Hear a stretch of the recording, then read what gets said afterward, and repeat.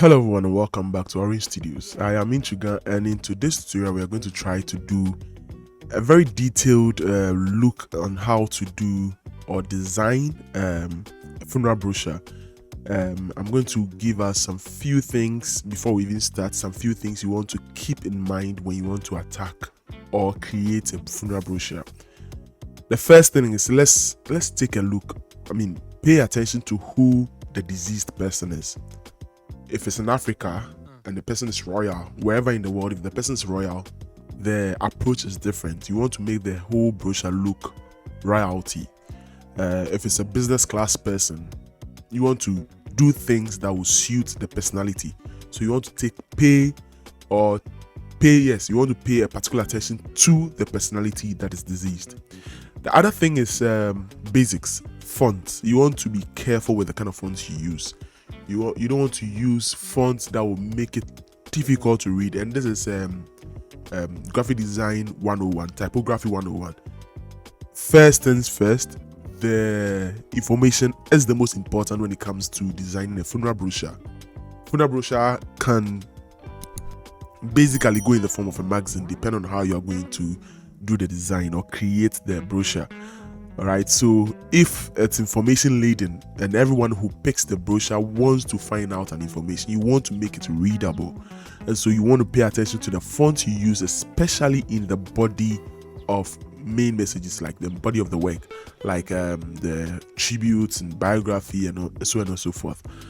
The other thing is you want to also pick a font that you would use for titles, like the headings and things of that sort.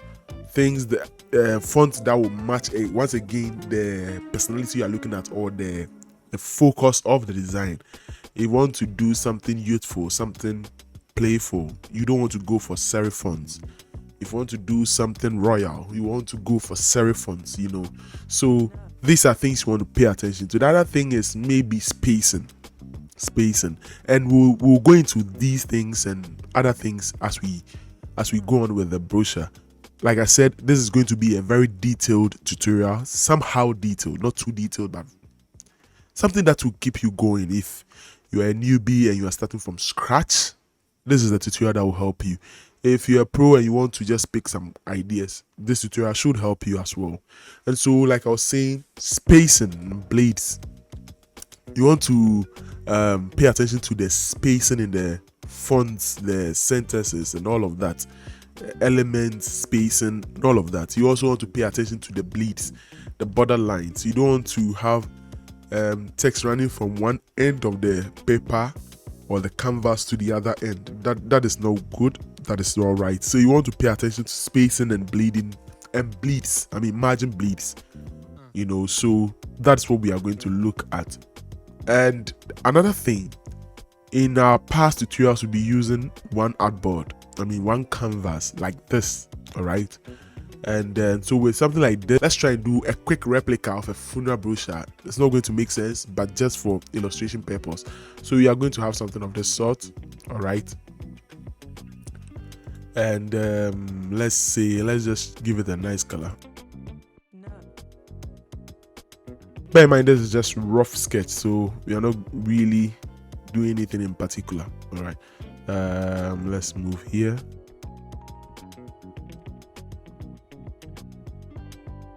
All right, so we have page 1, 2, and 3. So in this case, you're having the pages here. All right, so this page 1, page 2, and page 3. The challenge with this is that now, if I want to compare the pages, have a look at both pages at the same time, I'll have to close this and open this, meaning you are not looking at them at the same time, and that is where today's method would help. So we are going to move straight to the artboard. So what we are going to do is to go with a shortcut key, Control N. So Control N, and then we would select the artboard. This is it. This is where the magic lies. Now let's create our artboard. So with this, let's say let me even import the contents from these pages. All right. So just with this little illustration, you can tell between page 1 and page 2.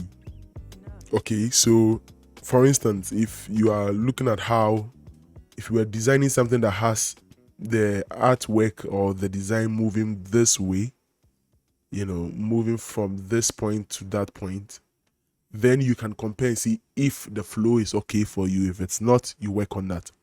All right, so working with the artboard makes sense. It's the best way to design magazines and anything like a book, magazines, newspapers, brochures, and all of that. Is the best way to go about it. So in this tutorial, we're going to focus on the artboard, and that's what we are going to use. So without wasting much time, we want to now move into today's work, which is designing a funeral brochure. Let's jump in.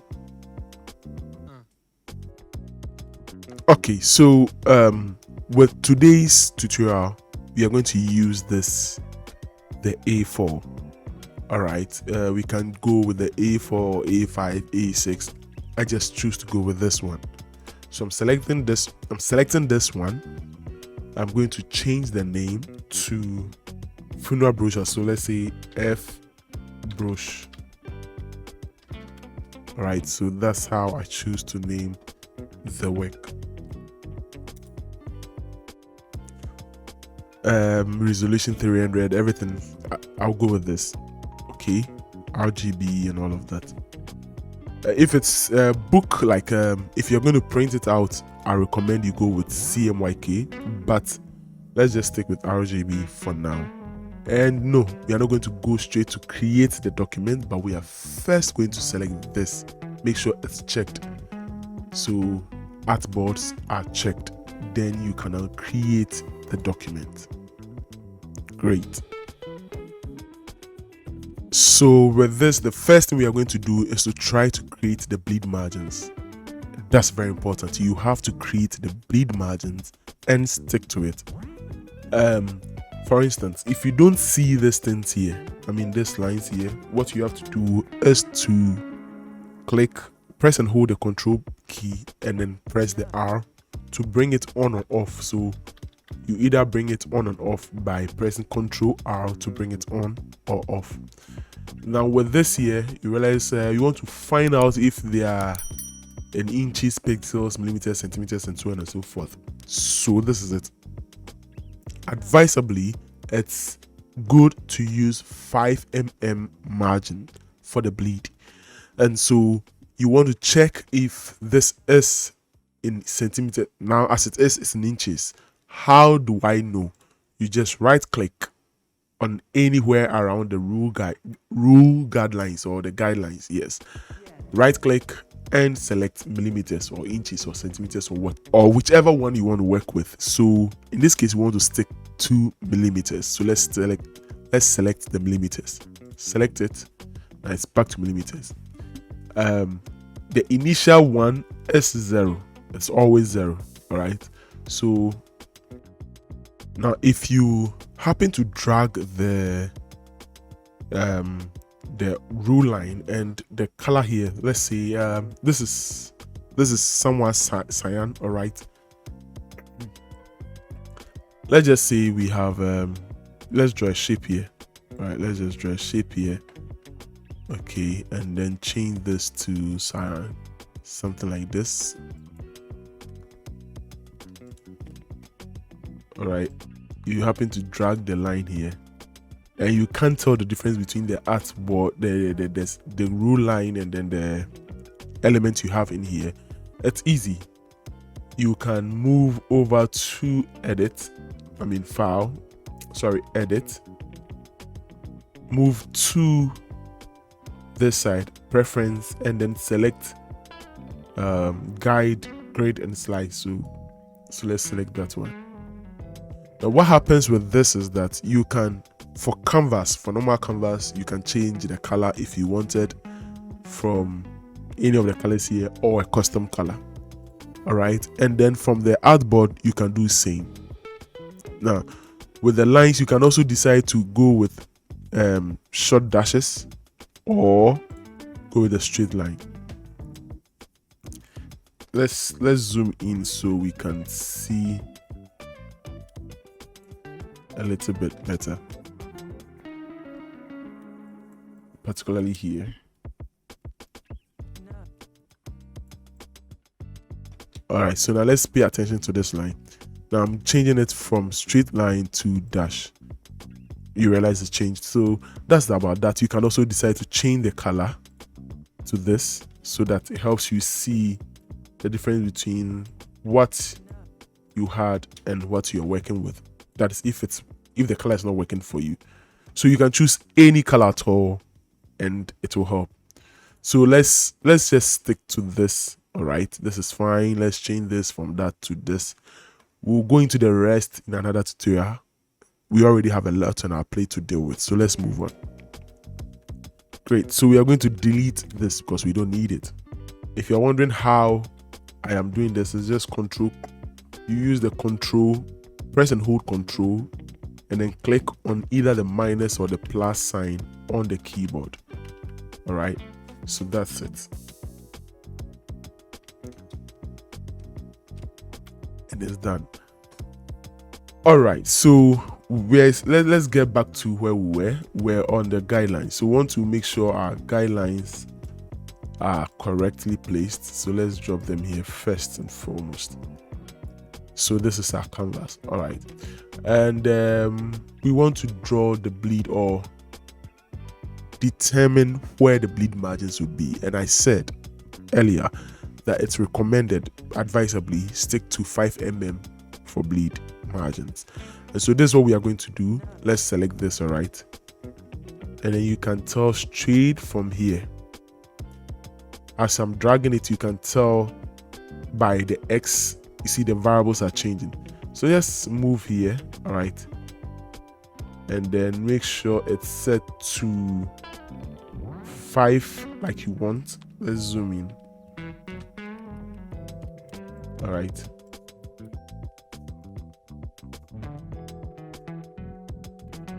so let's just make sure it's set to 5 mm.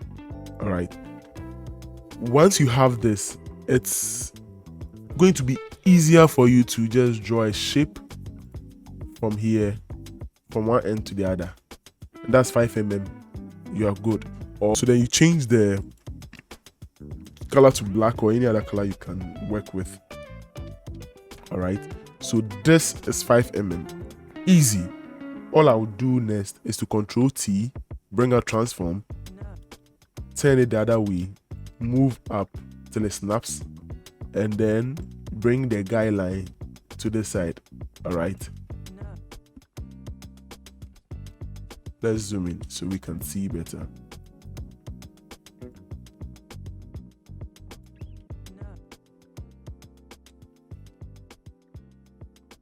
All right, so with this, we know we have that.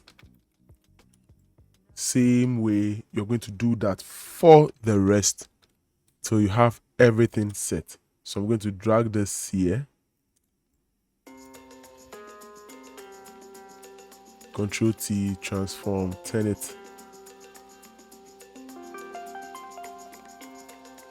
All right, and then you're going to drag this, knowing that this is already set to 5 mm and you're good.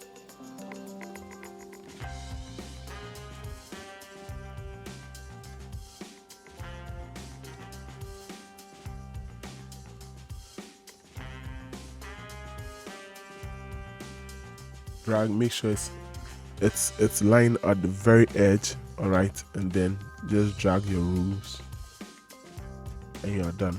So now we can delete this because we no longer need it. So now our margins are set. Cool. Now once we have this, like we did in the previous one, we are going to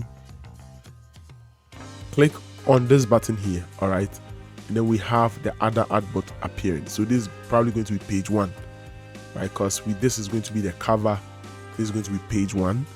Then we can add page 2 down here. All right, click on this, add page 2, page 3, click on this, page 4, page 5. Okay, so with this, you're already having the magazine unfolding right in front of you.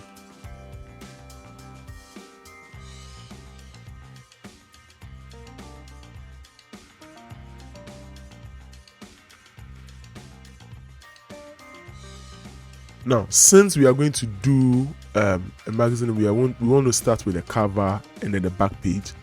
All right, I want to arrange it so that it starts with the cover and then ends with the back page. So I can decide to select this one, all right, and then delete it. So I'm deleting ARTBOARD 2. All right, so now this become 1, 3, 4, 5. So the 2 now ends. Let's see if this was the last page. I'm going to click on this, then add one here. All right, so that this now becomes front cover and back cover. Easy to work with, easy. You understand when we get to the point of saving, so that everything now looks okay for you. So we don't need all of this at this time. We don't even need this. All right, so let's zoom into this.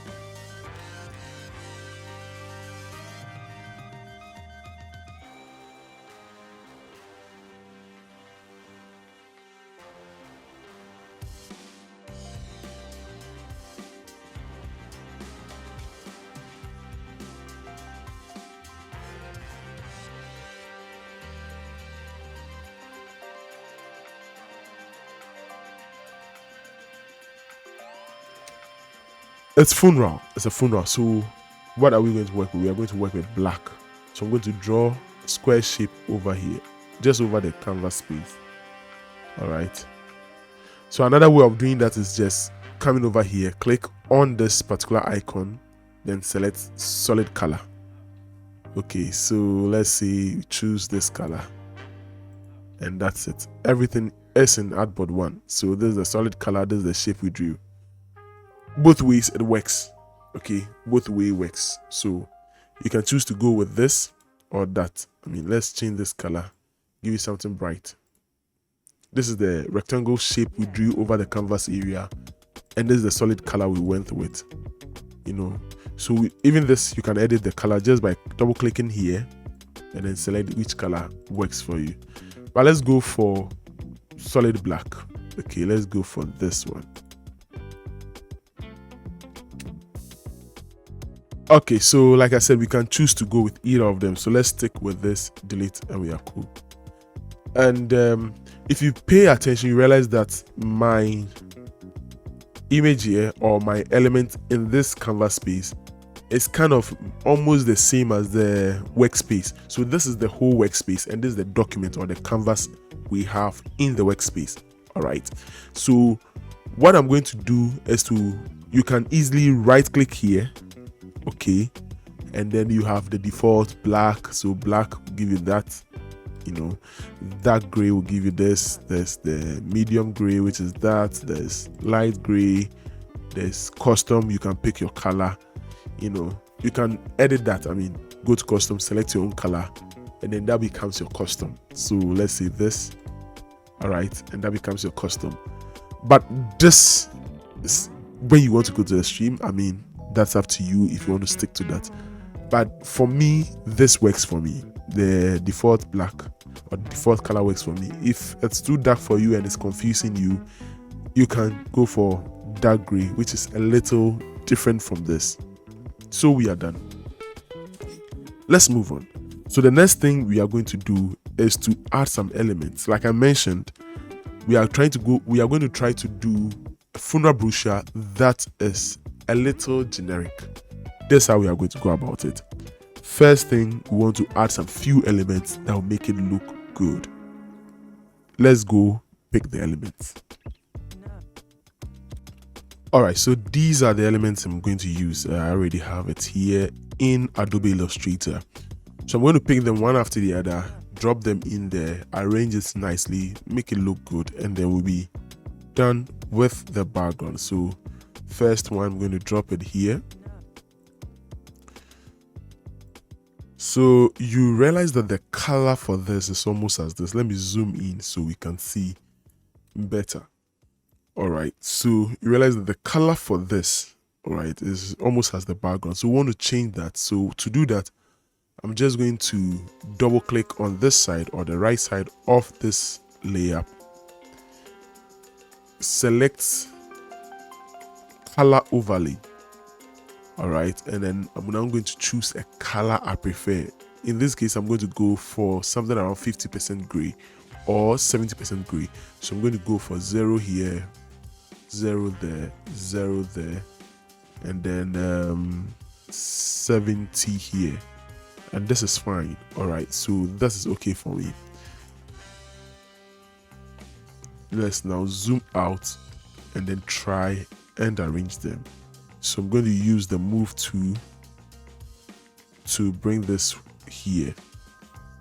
All right, or better still, let's move it up. Okay, Control T to bring out the transform, and then increase it just a little bit more. This should be fine. One thing you should notice that with every tool you activate here, the attributes are displayed here. All right, so with the move tool selected, these are the attributes. It means I can select these two, all right, and then probably align them to center, to anyhow it goes. You understand? Now this is not going to work because this layer here, or this solid color here, it's infinite. It's big, it's infinite. All right, so you can't center infinite with a final thing. You would have to find yourself somewhere in between. So let's say I have this here. I Control J, quick tutorial. Bring this one down here. Let's change this color from this to this. All right, and remember how we did it, right? Double click on the right side, then the effects of the layer panel pops out, or the layer style will pop up. Then you can select whichever one. In this case, we are going for color overlay. So you select the color overlay, choose the color you want. Let's go for something bright. This is okay. Now, if I select these two, still with the move tool activated, as you can see here, now when I click this, which is aligned to center, all right, you see it changes. But it didn't work with this because this is an infinite layer. It goes and goes on and goes on and goes on, so you can't have it work that way. But you know, these two can align, but you can't have just one. For instance, let me turn it off so you get what I'm saying. You can't have this, you know, align this, all right, to, let's say, to the left. It won't work. This is where it will be. It will be there.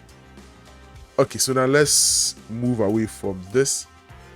Sorry, not that. What we are moving away from is this. So we are moving away from this. We are keeping that, taking it back there. We didn't do much changes, so we can easily redo what we wanted to do. If the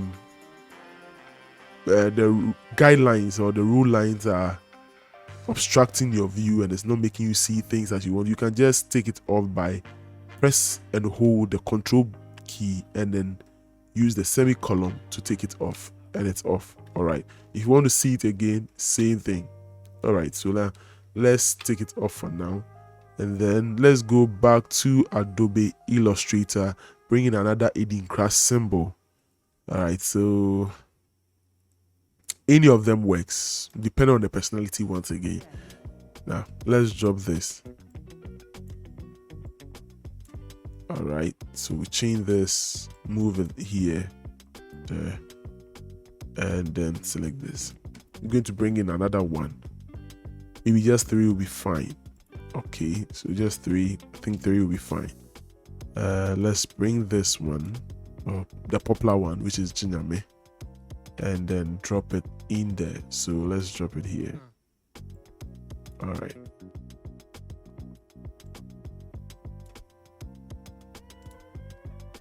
So there we go. This is what we have for this.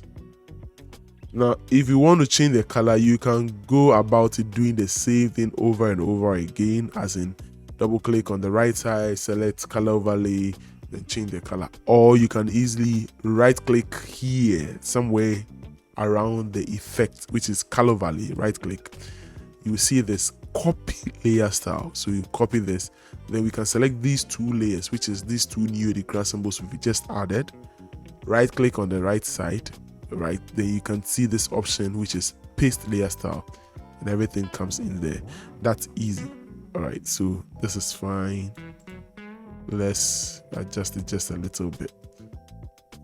The next thing I'm going to do, or we could do, because bear in mind this is the cover page, this one we don't want to have the face of the person in there. Maybe in another tutorial we'll consider doing one with the deceased face in there. So let's go to the straight away, the name, select this so that we keep the layers in order. Let's close this and keep it neat. All right, so let's see, we are going for this. So where is our character, which is this one? If you can't find any of the elements here, like layer, like channel, like path, character, paragraph, easy, move over to window, then you have all of them here. So currently we have our channels and other things not selected. Layers is selected, line is not, so properties is not. You can bring it on board if you wanted to. Let's just keep it here. Now let's select this font, which is Cinzel. All right, go for this one. Let's increase the size. Let's change the color to white, which is there already. And now type the name. Let's say Mr.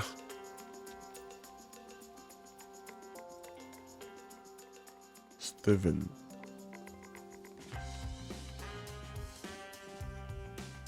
All right, Mr. Steven Kofi Amu. Maybe that's the name.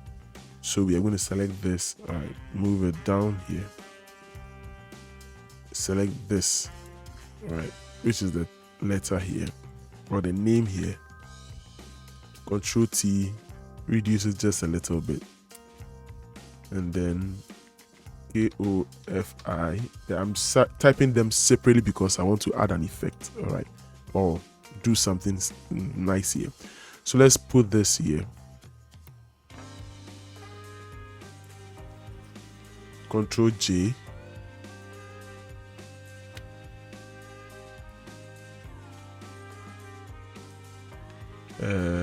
EMO Amu. All right, so Stephen Kofi Amu. And then want to now drop what I intend to do is to put an Adinkra symbol somewhere in between the Kofi and Amu. So let's put this here. Let's bring in here. And disclaimer, there's no intention. Let's move back there. There's no intention to use any name of any kind. All right, just for tutorial purposes. So if it matches your name, it's just pure coincidence and nothing more. So this is the Adinkra symbol we want to add to it. All right, and bear in mind we've already copied a layer style. All right, so until we copy another, that layer style is still effective. So right click somewhere on the right side of the layer and then paste. Okay, so let's zoom in and then do justice to this. So let's select these three things, which is the Adinkra symbol here and then the name, and then try to align it to center. We're trying to align to center. And then what we can do again is to drag this here. All right, and then drag this away.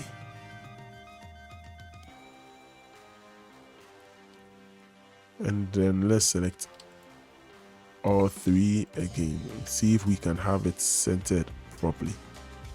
All right, so they are probably centered. Let's see if we can align it. Yes, this is properly aligned, but I don't like it.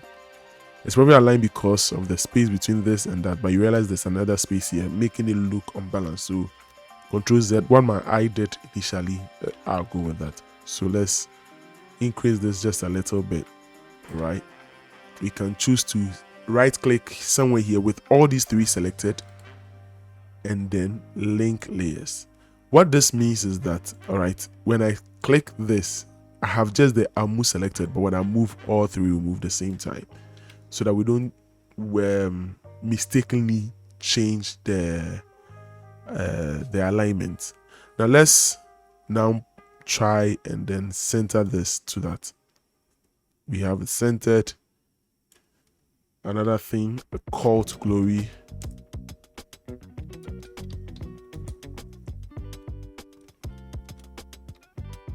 To eternity.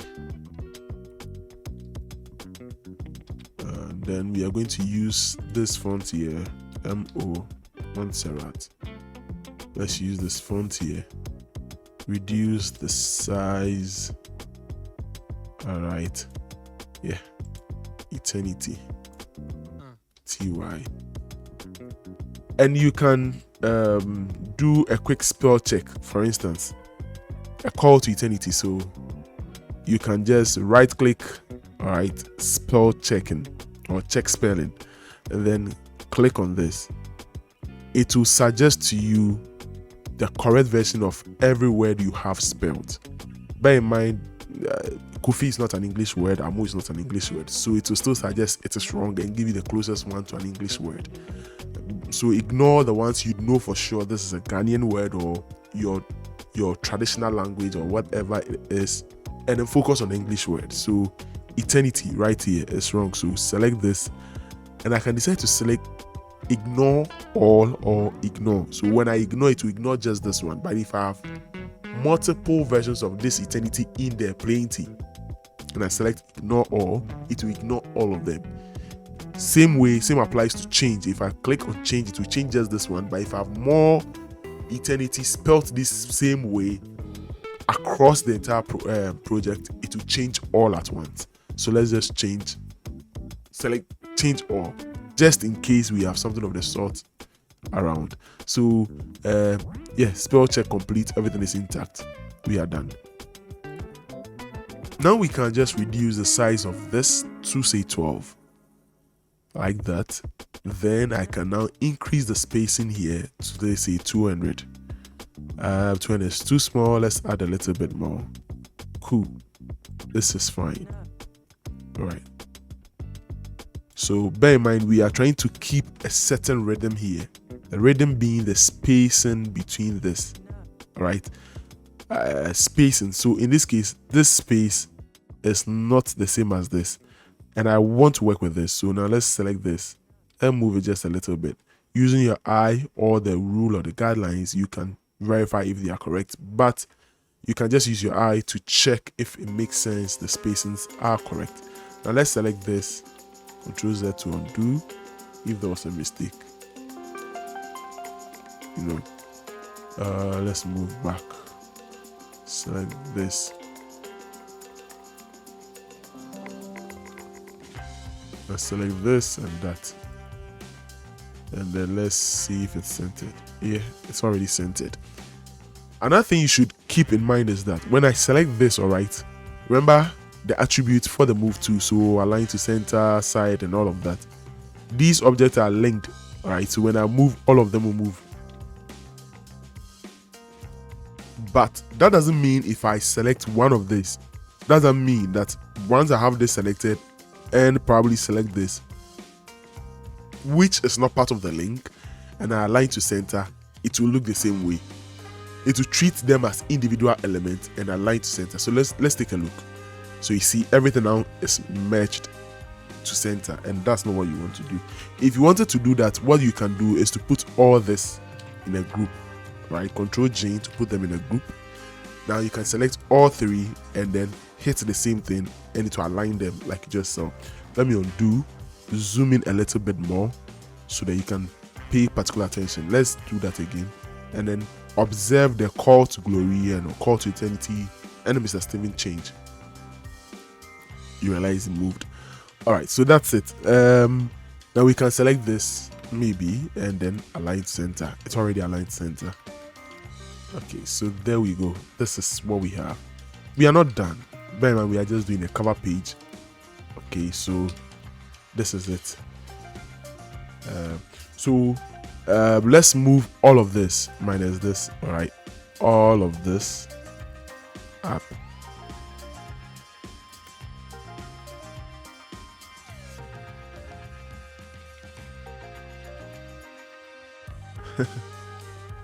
Okay, so with this, the next thing I'm going to do is to give the AKA somewhere if it's necessary. If not, you ignore.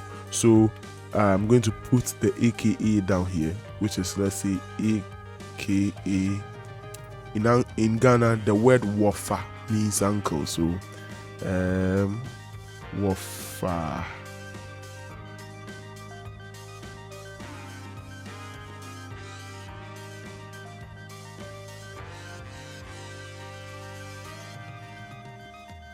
Now let's align the rest to center. All right, let's see. Cool. So now let's reduce this further. It's taking too much attention. Bear in mind another rule of design: hierarchy. You want to make sure you are guiding the person's eye to the most important things first. So the name first, then the rest to follow. So you are guiding their eyes. Keep that in mind. And I want to keep it locked up, right? So let's try and bring this up here. What I'm going to do is to draw a shape like this. All right, and then I'm going to change the color, which is already changed. I could make it this color so it doesn't really stand out too much, or I could maintain the white and make it thinner. Whichever one you want to work with is cool. Now the height of the stroke I just drew here appears in the properties. That's why you need the properties. So this is the width. It's 1395 pixels wide and 6 pixels high. So we can change this from 6 to, let's say, 4. All right, let me make it 1 so it becomes very obvious. You realize you can't even see it, so it's because it's just a pixel, but I can make it 4 and it becomes a little bit more visible like this.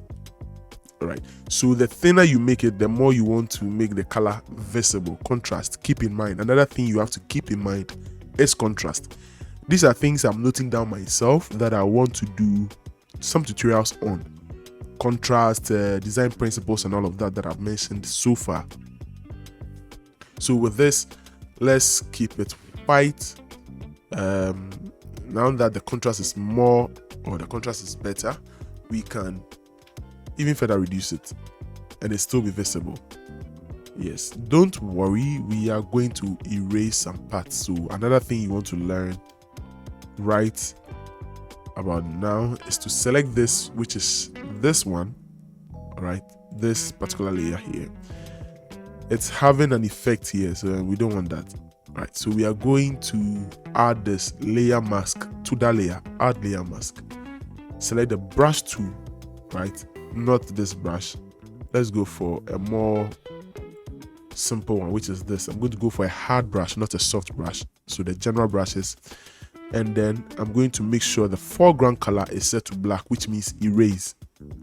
If it's set to white, it means restore. So you can use the X, the key X, or yes, the key X to toggle between black and white, or use this little arrow here to toggle between black and white. So if I move it back to white and I click, it restores, you know, instead of erasing. So now let's move it back to black.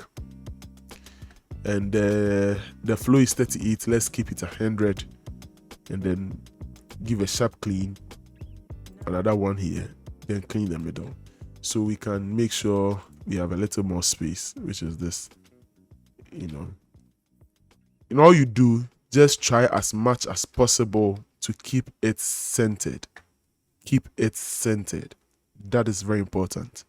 Or properly aligned. That's the right word to use. It could be centered or aligned to left, aligned to right, but it should be properly aligned. So let's try and see if we are good to go. Yes, so now it's properly centered. I want it centered, so it's properly centered.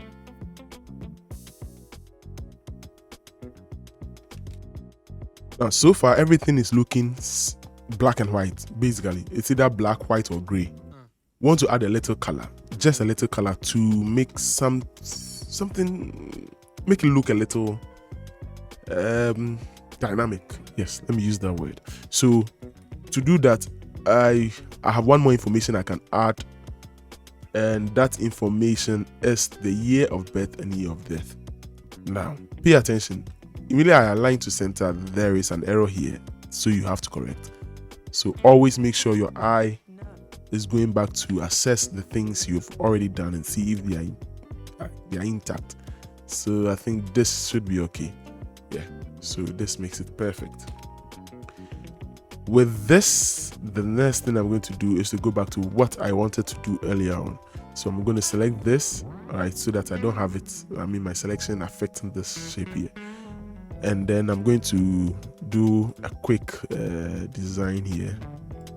All right, nothing fancy, but something simple.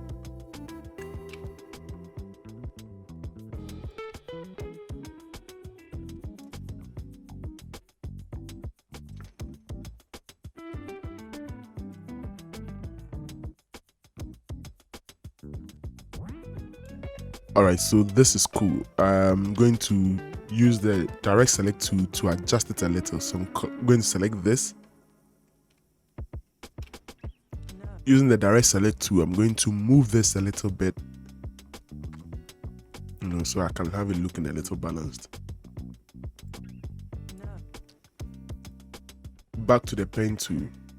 Now, pay attention. You realize that, like I mentioned earlier, whichever tool you select has the attribute displayed here. Now, with the pen tool selected, all right, pen tool, you have this option either to use the pen tool to draw a shape, mask, selection. So, and then you also have the option of drawing a shape, as at a point you are using the pen tool, it's either drawing a shape or a path. In this case, we have a path selected, so that's what you see here in the case of these blue lines you are seeing. So it's not really a shape. With this, we can either make a mask out of this or a selection out of that, but we are going to make a shape. I'll explain further. Now, assuming we have let's select this so that we don't have this affected. Assuming we use the pen tool and we have the shape selected, not path, I'm going to draw something here. As I draw, you realize that it's filling it up. All right, so let's come back here, draw something here. Now, probably want to hit something here or join it to something here or at a point here, but because there's a shape, I'm not seeing it well. Maybe I want to come over here and do something. I'm not seeing it well because it's a shape, and all this mesmerizing things you're having here may be disturbing. So you would want to avoid all of that, okay? And then just select path. So you have your path, and this is what you have. With this done, you can now either bring it back to shape, mask, or selection. If it's a selection, it will give you this dotted line. Yes, this is it. To give you all this dotted line means it's a selection. If it's a shape, it will give you the shape. If it's a mask you want to do, undo. If it's a mask, it will mask things out because that's a mask you've just drawn, and that's the area of selection, you realize. So everything now goes off, and then the mask is applied to this. So that's about that for that. Let's delete this and then go back to what we were working on. All right, so let's just do some few experiments. I changed it to, I'm going to change this to a smart object so I can do some little tweaking to it. So let's convert this to a smart object. I'll explain what a smart object is later. And let's move somewhere here. All right. Now what I'm going to do is to use the pen tool to draw a shape. So I'm going to pick from here. Let's zoom in so we can have it much more visible. And then draw an arc like this. And then end it there. With this, I can now make it a shape, right? It fills it up, and that's not what we want. What we actually want is a stroke, not a filling. So what we will do is to now activate the shape tool, which is U for a shortcut. The attributes displayed here. The fill is what we don't want. So you click on this, which is the fill, and then select this no fill. Then you move over to stroke, which is this one, and then select a color that suits you. So now we have given it a stroke. You can also increase the size of the stroke, right? So let's say 5 should be enough. Yes, 5 was just okay. And then we can tweak it just a little to hide some few things. Now with this, all right, with the stroke selected, with the stroke selected, we can select this one, which is the third thing you see here, or the fourth thing you see here. And then we can give it the corners, right? The cap, there's the align, the caps and all of that. Let's give it a round cap, which is this. So you see the change here. Let's move away to default, zoom in, cancel. So let's zoom in so that we can have a closer look. All right, so let's just down so that everything looks clear. And then let's select this. All right, now the caps. So there's the caps, right? The corners would have been somewhere here, but we are not working with corners in this case. So let's go to the caps and then select a round cap. So you see it affected there. That's basically it. All right. With this, we can now duplicate this, which is this shape here. Take the 2 behind this, all right, and then take the copy somewhere here, and then flip vertical. Let's transform it vertically. So move over to edit, transform, and then vertical. And let's do this.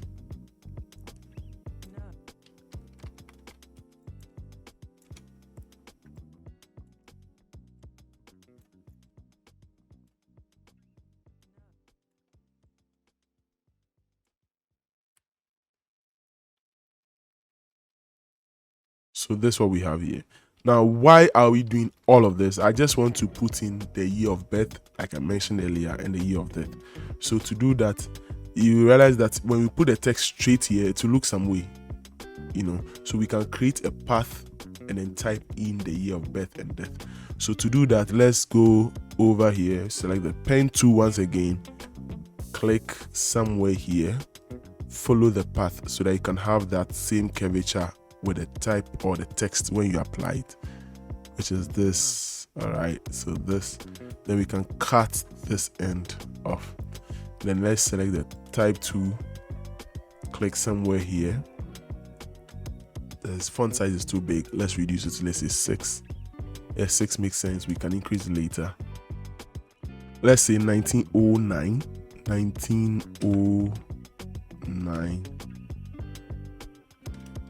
space 2 2023. All right, now let's reduce the size here, and then we are going to go back to a font we've used here, which will look much better, which is the Montserrat. So let's select this and move to Montserrat. All right, so this is better. And then now we can reduce the size a little bit, change the color from white to black so it will stand out better. Check this to activate, and now use the move to move the text in here. All right, so now you realize that this side is, it goes in too much. This side is too down, this side is also too down. So we can use the direct select tool, shortcut key is A, and then we can edit the anchor point or even flip the text. You realize that when I move, there's an arrow that comes in front of the cursor. With this, I can move it up here or move it back there, or move the start point and the end point, So let's just stick to this for now, and let's adjust this just a little bit.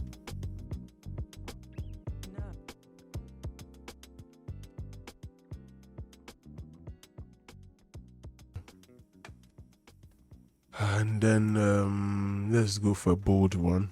That's fine. So when we step back, we should be able to read it clearly. This is fine. So this is what we have.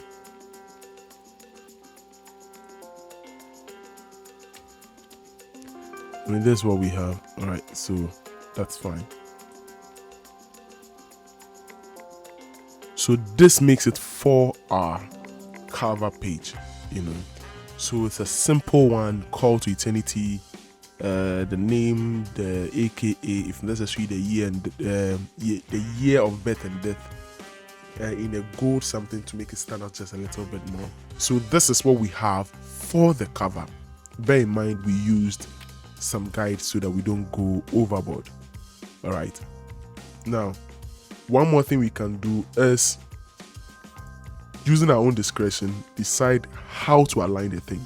So the things I have here, someone can decide that, well, these things are not too visible, so let's make it a little bit more visible. So let's select them. All right. And with the selection, you realize that there's auto select checked here, and then there's layer or group. I like to keep it in layer. When it's group, then it only select things in groups, but it's layer, it can select them individually. So now let's select these things here. All right, and then apply transform. Zoom in so we can see. Click, select this. All right, select that and that. So I have my finger on the shift 2 or the shift key, and then I'm just clicking to select, then Control T to bring our transform. I can now make it a little bit bigger so it covers a little more space. If this is what you want to go with, fine. It's your artwork, so you decide how to go about it. Just decide that this is perfect. I mean, just make sure this is perfect for the work.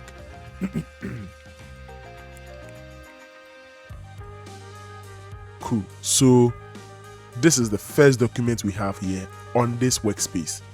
Okay, so this is our cover page. The next thing I'm going to do is to add page 1.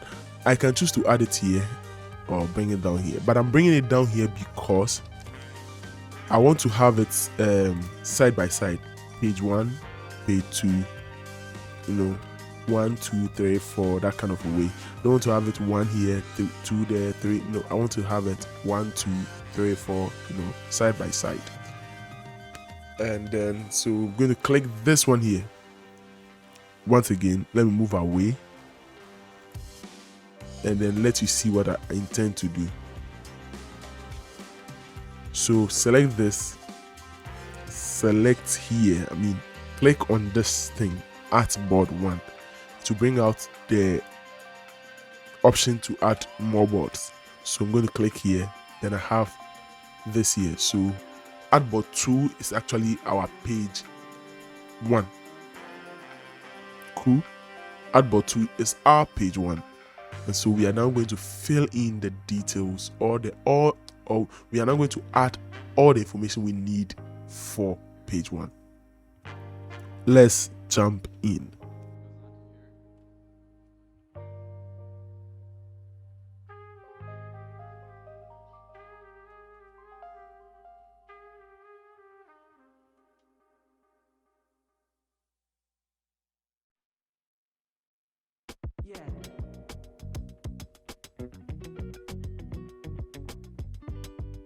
All the information we need for page 1.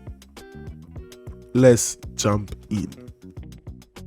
All right, so on the first page of the funeral brochure, just like every other book, there's the table of content. All right, so the table of content in this case would be the order of service, how the service is going to be ranked, and so that's what we are going to work on. If it was a magazine, it would have been table of content. So let's just work with this. And to do that, I already have this image here. I reduced it to 60% and changed the luminosity to the blend mode, change the blend mode to luminosity. But let's just go back so that we can have a look at it. So this is the image I have here. All right, so I'm going to change it, and there's also some Gaussian blur effect I added to it. So this is the image I have here that we are going to use. that we are going to be using. Sorry for that. And then so let's go back to the settings I had for it, which is this, and then change the opacity to, let's say, 60.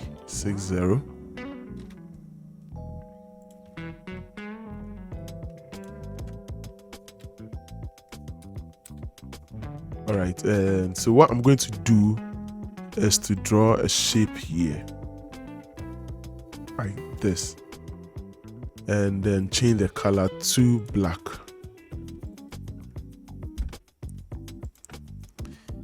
And then try and put this on top of it. So let's increase the size, right, like this, and drop it down here. So I just want the woods to show in the background, like so. All right, and then I'm going to clip it to this. So press and hold the Alt key, and then take your mouse between these two layers. You see the arrow showing, then you just click. That's about that. And then now I'm going over to the top, and I'm going to write what we are doing here, which is order of service. So let's go.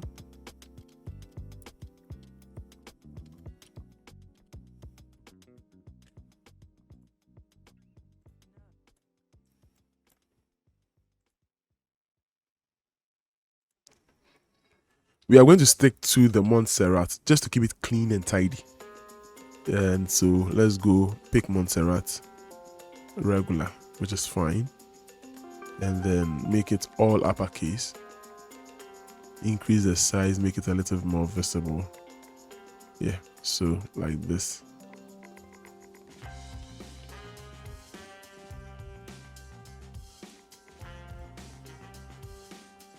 And bear in mind, if you are not sure of any way you spelled any word you spelled, if it's you are not sure if it's correct or wrong, activate the type tool, right click, and then check spelling. Spell check complete. Everything is intact. Keep that in mind. I might have to be reminding you, so that it's a very useful it's a very useful feature in Photoshop that will save you some embarrassment. So let's go.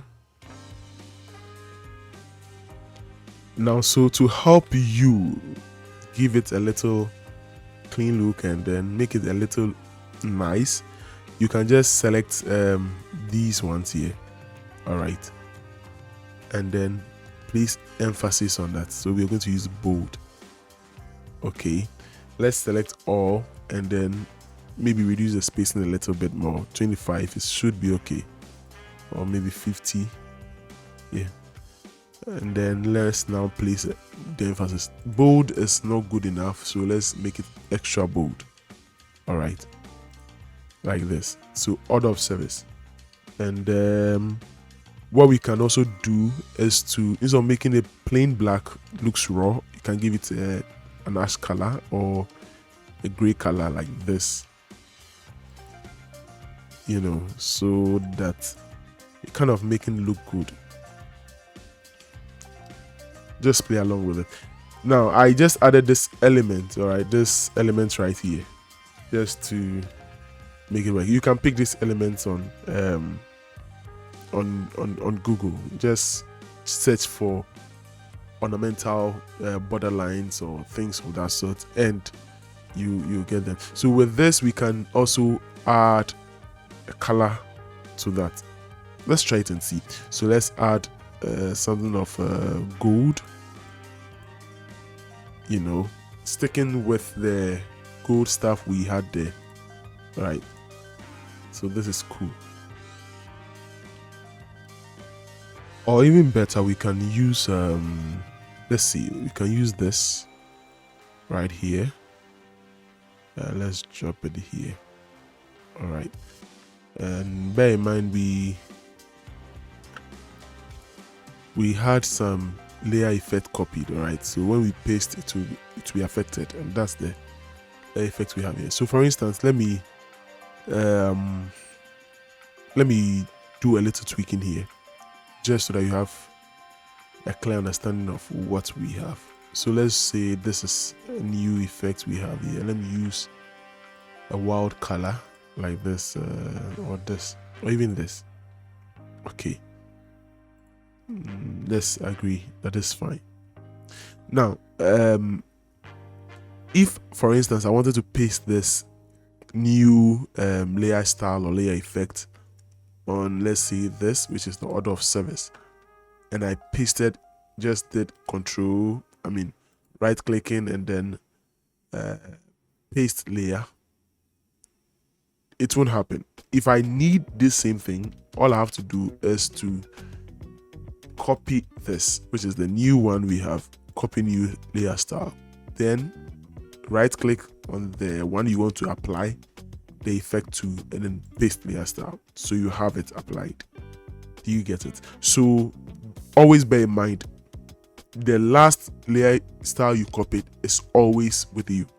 If you want to paste another one, then look for the layer style you want to copy and then paste.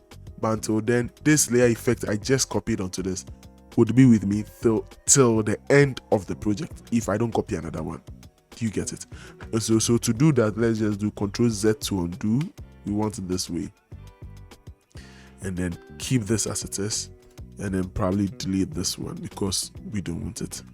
All right, so let's just delete it, and then move this one. Let's copy it just in case. Let's just copy it just in case we would need it sometime to come. So Ctrl T to bring out transform, and then reduce it just a little bit more. We don't want it too loud. It's nice, but we don't want it too loud. So this is it. That's it.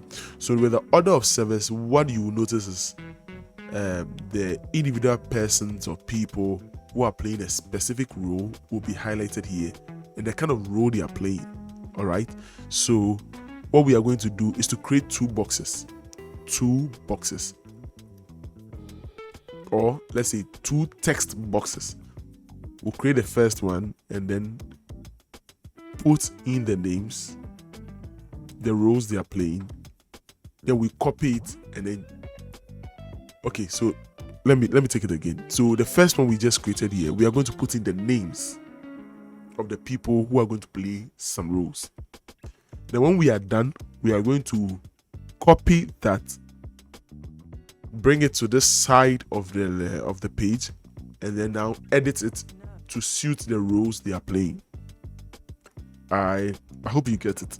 So we are going to copy it, bring it to this side, and then paste or edit it, and then edit it to make it the roles they are playing.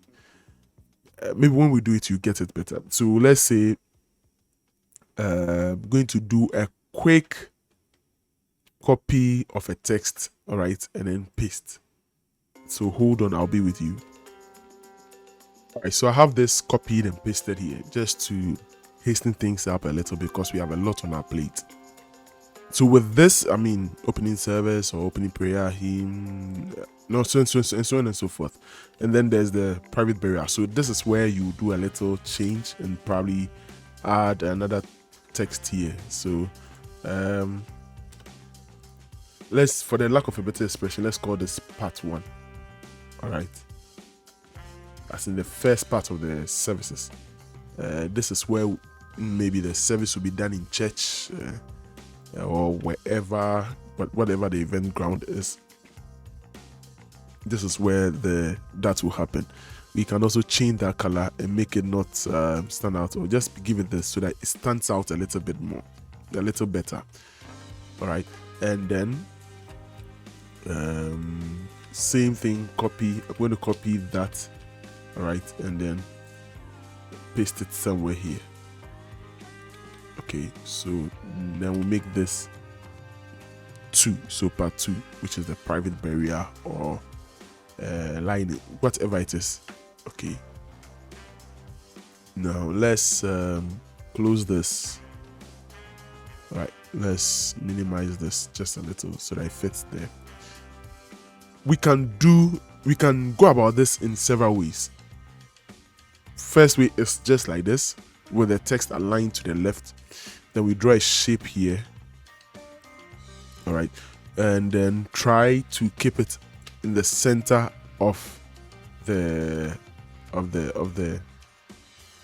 page or the document. All right, so let's select this here. Okay, cool. Now with this done, what we can do is to now copy this. So duplicate this by pressing Ctrl and J. So press and hold the Ctrl and then click the J to duplicate. Now we can move this over here. All right. All right, so we can move it over there, and then what we are going to do is now assign the names. The reason why we copied is so that the spacing is even, so that if, let's say, opening prayer is done by let's see, Don Dada. All right, Don Dada, and the hymn is by, let's see, Don Kwa.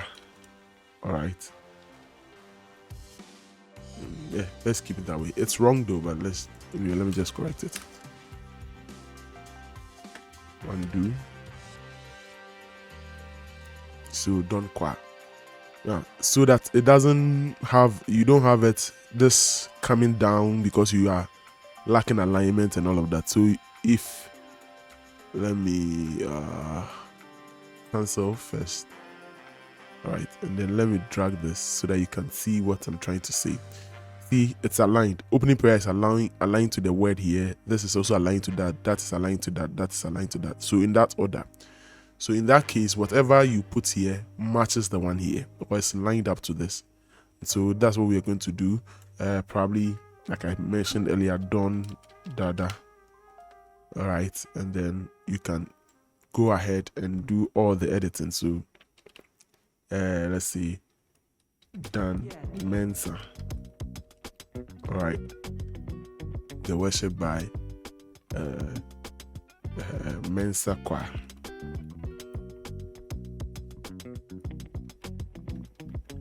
And then scripture reading by Don or Con Ato, whoever it is. Just keeping it, trying to take you along so you understand. Let's now try to do this. What I'm going to do is to, in order not to waste time, I'm going to copy all of this. All right, and then paste them. It's just 1, 2, 3, 4, right? So I'm going to copy the next 4 things here, which is this 1, 2, 3, 4, and then paste. Repeat it till I'm done, right? So that I don't take too much of our own time, and then paste. But obviously, when you are working on a project, it means you have people lined up to play particular roles. So you would not have to do what I'm doing. You just have to write the actual names. All right. Cool. So this is what we have here. Let's try and drag this a little closer. All right. We are trying to give it an even spacing, and then move this a little further away, like so. So this is what we have. All right, this is what we have.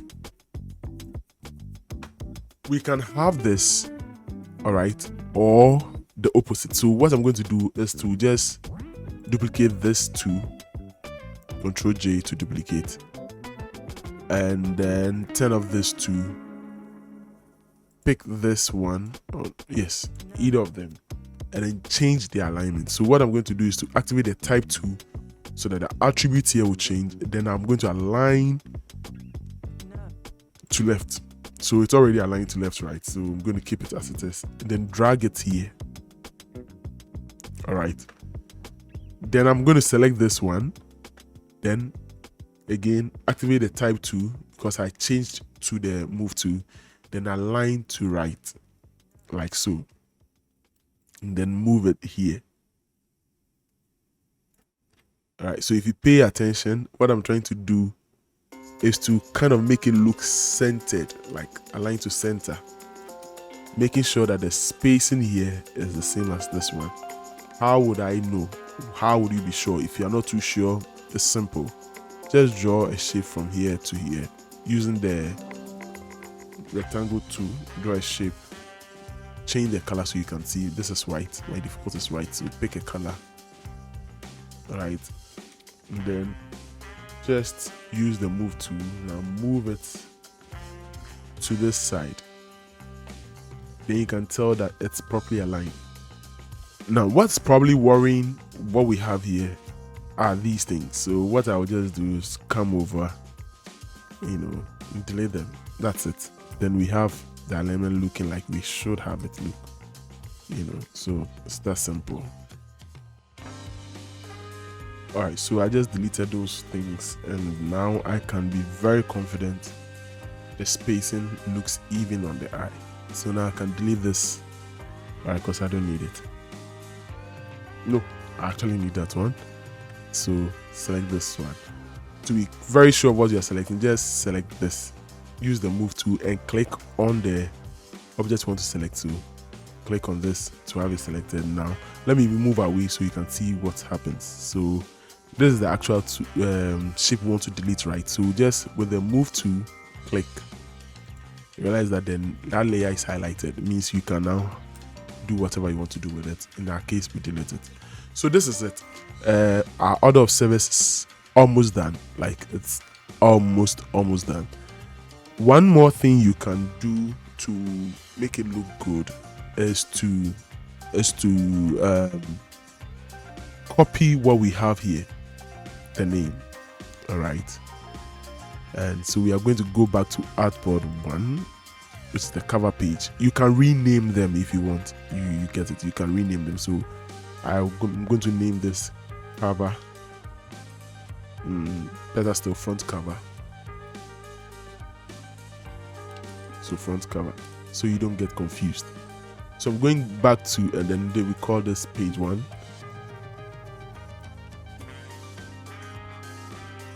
Page 1. So we are going back to the cover, all right, and then we are going to do some few things. So I named them wrongly. So this is actually copy, and then let's paste it here. So this is actually page 1, and this is front cover. All right, cover. So that's it. So let's open this, and yes, things are a bit scattered here. We want to keep everything in groups. So this is the name. Let's just put everything together because they all form one thing, or give us one thing, which is the name. So put everything here in a group, which is just the name. You can even add this to it. All right, so cool. Now we are going to copy this and then bring it to the front page. We want to keep this consistent throughout the entire document. So that's one thing you want to do to make it look good. Consistency too is good. All right, so keep this, Control J. All right, to duplicate, and then drop it in first page. Don't worry, we work on it. Now we can close this. All right, and then move over here, then come to the side. Before we move on, you would have noticed that when we did this, means we have two options, right? So we have this, and then we have that. So whichever one works for you, let me zoom in so we can have a closer look. Whichever works better for you, you go for them, which is either this or that. So you are either working with this this alignment or this layout, or you can work with this, or you can also choose to create something different and work with that. So far as it looks good. All right, so let's assume we are going for this, which is fine. And what else do we do? We brought in this young man here. So what we are going to do is to drag the name down here. All right, and then we are going to reduce the size. To do that, you see, if I'm supposed to just Control T, reduce size, the strokes here would be affected. Remember, even the gold, we converted it to a smart object, so that won't be affected. But these little ones here, let me zoom in once again so we can see. These little ones here would be affected. So let's zoom in and let's pay attention to it. You see, it's not reducing in proportion to the size. So let's get closer. You see, so the strokes is not in proportion. So what you want to do is to convert that to a smart object. But before then, what I want to really do is to first select all of this, so the text, right, is white. Cool. And then this, I want to make it white too. So right, double click on the right side, color overlay, change it to white, right, like this. And then what else can we do? We are going to change this. All right, so let's do something smart here. Instead of changing the color, what I'm going to do is to select this, which is this shape. All right, and then apply a layer mask to it. So I'm going to click this icon here to apply a layer mask. Then I'm going to press and hold the control key or the control button, then take my mouse to this, right, this thumbnail here, then click to give my selection, to activate selection. Then I'm going to now select this, activate the brush tool, and then erase. You are probably not seeing anything yet because the text is also activated, so it's covering the space. But if we turn this off, then you see the effect. All right, you probably are not even seeing it better because everything is it's almost the same thing. So now let's change this. Now let's put all of this, that this group, maybe call it the name, okay, and then convert it to a smart object. No, first of all, apply a color overlay. So double click color overlay, which is white. Now you see the effect we're trying to achieve, which is this. Now you can convert this to a smart object. Once it's converted to a smart object, it doesn't mean you can now everything becomes one layer. All the layers you had in there, undo. All the layers you had in here, let me even change the color so that you can notice. Let's make it red. So all the layers you have in here, which includes this, all of that, will now be merged to one layer. So control right click, select smart object. Yeah, everything becomes a smart object as in one layer. It doesn't mean you can't have access to it. So what you can do if you want to make some changes is double click here in this thumbnail, then it will open in another document. Let's just do a little mistake, deliberate mistake. All right, then move this somewhere here and move this here. So we are just interchanging it. All right, and then Control S to save this change. Once it's saved here, you can have it here. You get it? Yes. So undo, right? So that we have the initial one. Let's close this. And then let's keep it as it is. Let's reduce this. All right. Now Control T to bring our transform. We can now reduce it without having any serious effect on the strokes or something of the kind. And then move here. All right.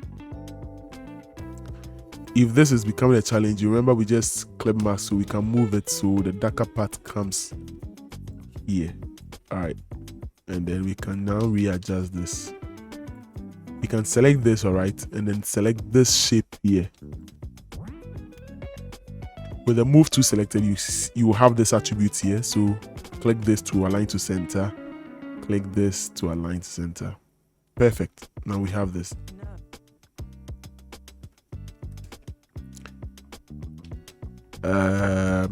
Yes, so as it stands now, this is what we have for the page one, right? You can also add something to it. Maybe write your page numbers somewhere here, maybe in a circle. You can just add this to it, you know.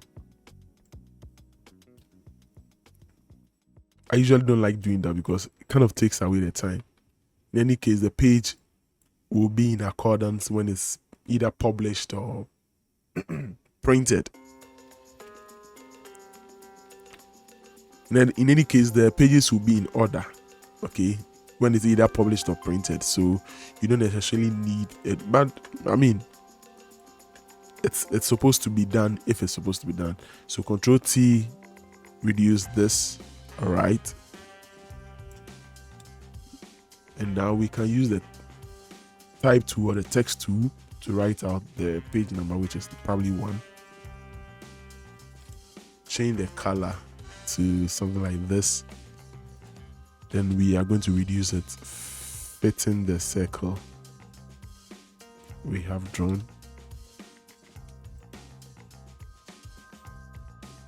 Bear in mind, you are not obliged to use a circle. You can use any shape, any element. You can even go without an element as a background and all of that. What matters is your page is numbered, if you want to number it. I usually don't like numbering my page.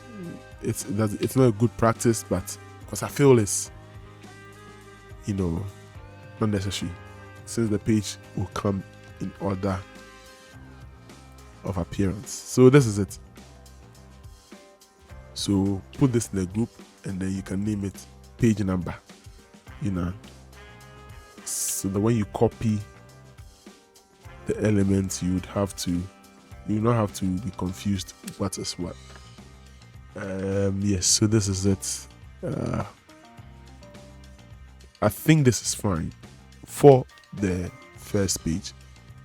Now, right after that, even according to what we have here, there are going to be hymns and all of that. But hymns, right, it's going to be in the last part of the book.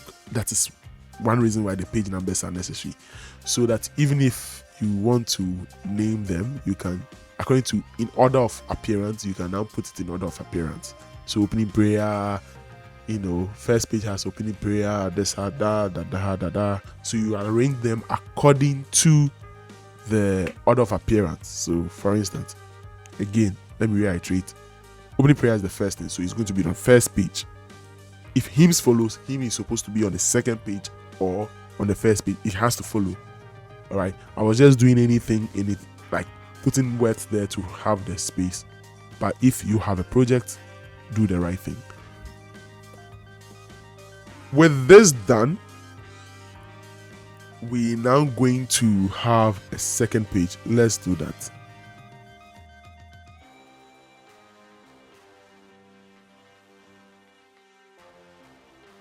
All right, so now the next thing we are going to do is to work on the biography. Now here in this section, the most important thing is aside information.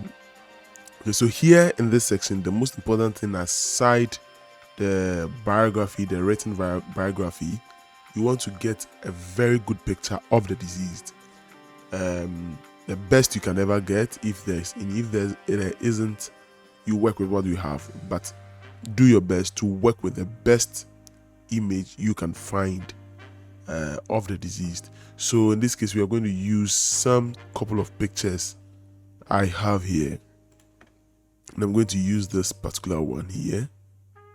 All right, and then we want to position it. So what we are trying to achieve with this is to try and get the cleanest of looks, try and make it lively. It's a funeral, so the least thing you do, you add more sorrow to the thing. You don't want to do that. You want to make it look good and quite attractive.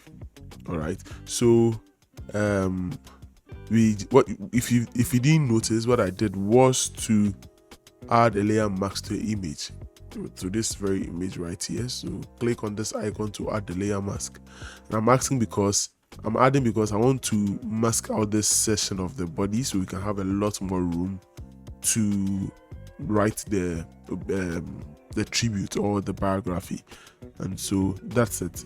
Now I'm going to use this selection tool, the rectangular marquee selection tool, to select out portions of the picture, like so. You can drop it down just a little bit, and then use the brush tool, making sure that your foreground color is set to black. Foreground color set to black. Then you wipe clean, just like that. Pay attention to the attributes of the brush tool as I have selected. Set to hard brush, so set to this hard brush. Size, the opacity, the flow, and everything is as I want it to be. So there you have it. Now the next thing I'm going to do is deselect the selection, or select by pressing press and hold the control button, and then add D to it to remove the selection. Now I'm going to add this shape here, right here. All right, so I'm going to draw a shape right here, and then I'm going to add a color overlay, or change the color to gold. So what I'm going to do is to probably double click here, take the mouse here, and then pick this color. All right, so that's fine. And then what else? The next thing is to make sure that, I mentioned earlier that we are going to keep this on rotation. So I already have it here. All right, so this is it. And if you are just wondering how we got this page, because I skipped a few things, it's just easy. You just have to select this right here, which is, in your case, probably is ARTBOARD. I have renamed it to page 2. And then with the plus sign here, what you're going to do is to just click, and then the page will be added. So that's exactly how we did to get this particular page, or this particular folder opened. So this one addition, then we get this, and then just like you just saw me do, we add this. So let me just undo. We don't need that, just for illustration purposes I did that. So now let's reduce this. All right, and then one thing with this is that we want to keep or be consistent with how the name appears. All right, so it's either we keep it this way, or we find another way of keeping it. But for instance, if we start with this, we want to try our best to keep it this consistent. It's here, it's going to be here, and it's going to be on the same place in the next page. Do you get it? So that's what we are going to do. The next thing is that with the tribute or obituary, the biography, it's going to be lengthy. Usually it's the lengthiest part of the things to write. All right, so because yes, it's the person's whole life in summary, so it's quite lengthy. So what you can do is to create the guidelines like we did in this side. All right, we did with this one, this new thing we are working on. So let's bring it out, control, and then the semicolons, and then we bring it out. All right, so with this now, what we are going to do, this is our bleed margins, right? 5 millimeters, 5 millimeters. We are going to create another one here, all right, so that it doesn't go beyond that. So what we do is to probably take this way, and then bring another one this way. Now I'm just using my discretion, my eye, to justify it. You should try your best to do a very accurate work. All right, so obviously this space is bigger than this, so I'm trying to close it down just a little bit more. Yes, I think it should look, this one looks even. So now let's step back. All right, and then drop one more here. All right, so usually, like I said, this would have taken like a full page if you're writing a biography of the person. Okay, so this is one way to go about it. The next one will come. All right, so let's drop this here. Then we can now use the text tool to draw a text box right here. And then once again, like we did, you move over to type. That's what I'm going to do. You realize that the cursor is big, right? Let me zoom in so you can see.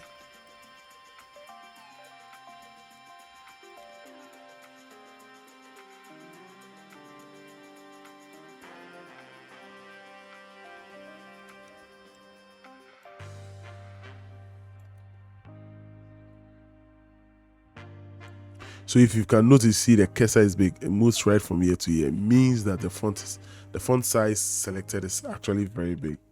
So I'm going to do this and then reduce it to 12. All right. Usually 12 is too big when you are doing things of this nature.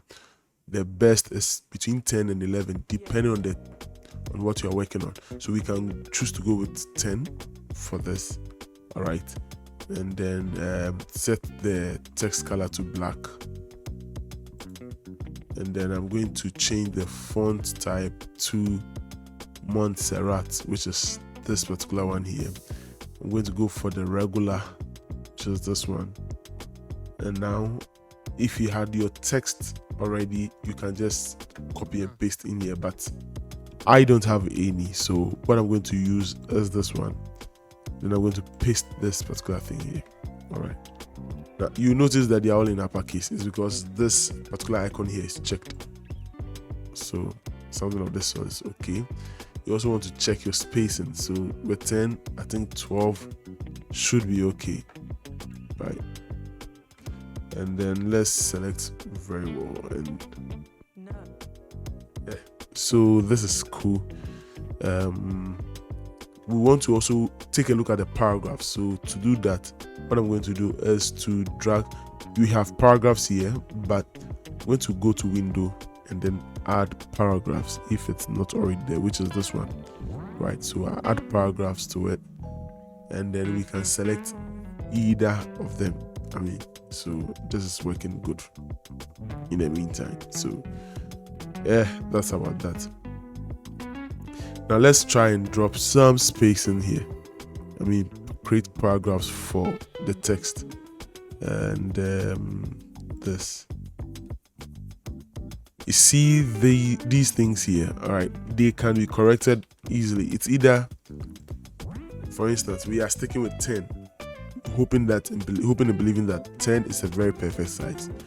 Now, what you can do is to either bring this down like so, right? Then you have it looking like this, or you ignore, hoping that people will see. But some people don't like it, so you either find your ways of correcting it. Now this also gives us this uneven endings, and that's not what we want. All right, so let's just leave it as it was for this purpose. If you meet a client who wants it that way, fine, you can. Or if you meet someone who wants it that way, fine, you can go ahead and do it that way for them. But let's keep it clean in this case. All right, so this is cool. Now let's step back a little bit. Yeah, so this is fine. Now I'm going to use this, right? Drop it. Yeah, copy some few text here, then just fill it up. All right, so this is it.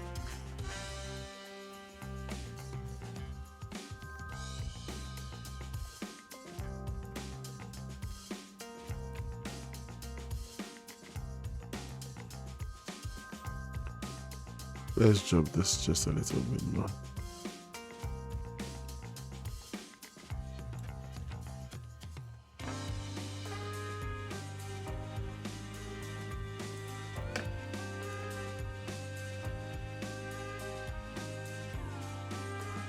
So this is how it's looking now. So the regular, this is the font we are using for this, the Montserrat. And when it's printed out, you are going to see it clean, well spaced, and all of that. And when you have it on your phone and you're reading, it will be clean and well spaced now. So we are going to copy this for the sake of time, then drag it to the other side. Now that's the reason why we had these lines here, so that we can have even spacing. So now, for instance, let me take it off. Then you realize that if you had this in front of you as a magazine, you could easily read this out, easily read it out. And so let's move over to this. I'm just going to copy this, right, and then drop them here. So let's go here and then select this, right? So duplicate, Control J to duplicate this. Then I'm moving it somewhere here. All right. Yes, it appears there because also at the same place here. Now let's zoom in, then let's write this out. So it's the biography. So we can do this bio. All right.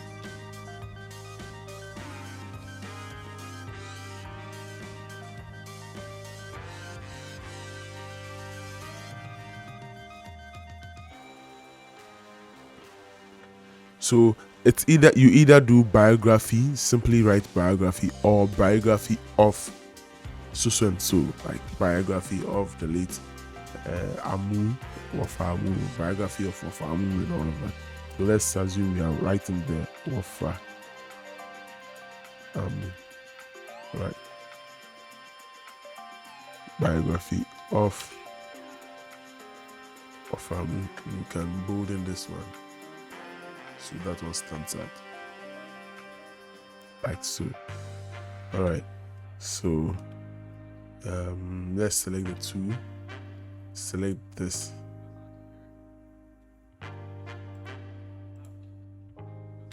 And then hit this to get it centered. All right.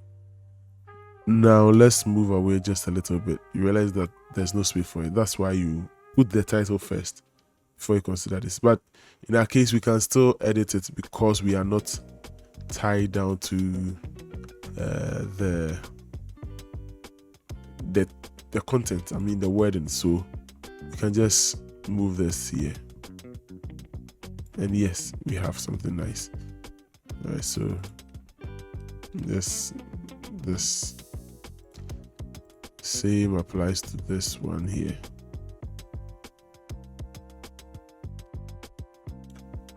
And then probably just drop this. All right.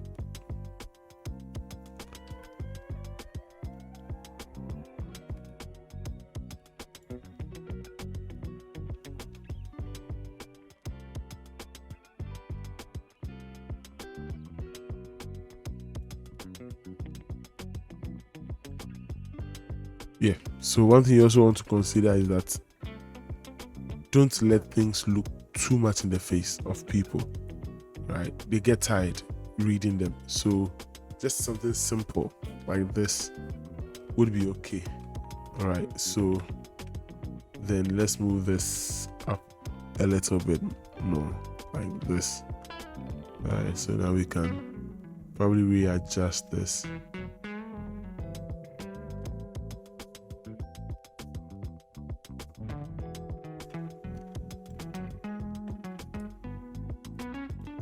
And then readjust this as well.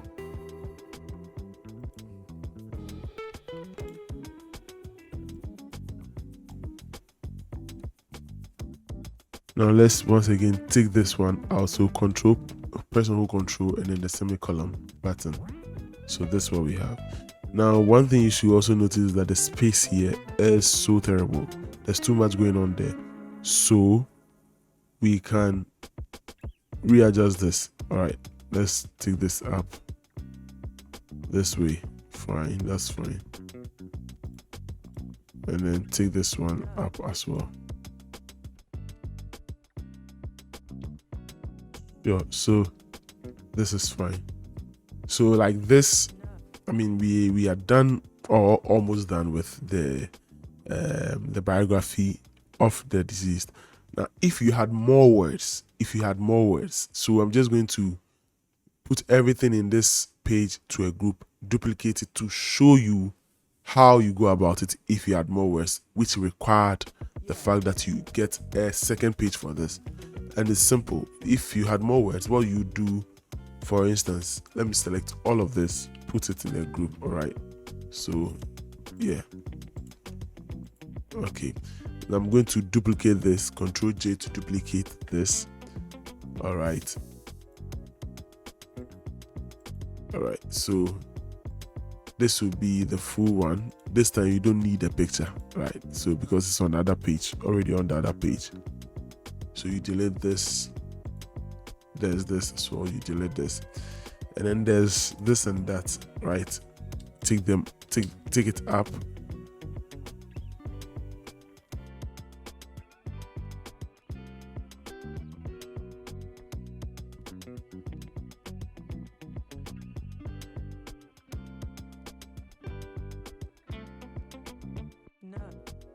on the side. So that's fine.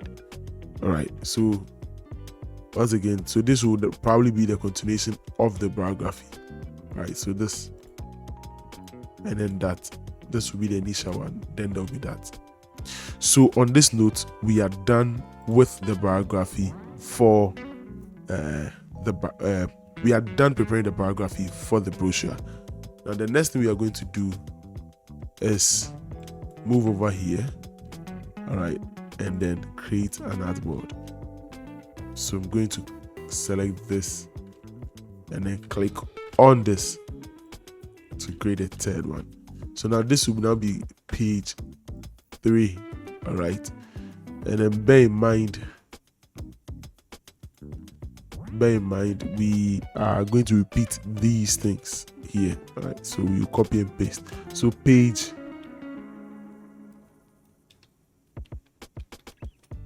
3,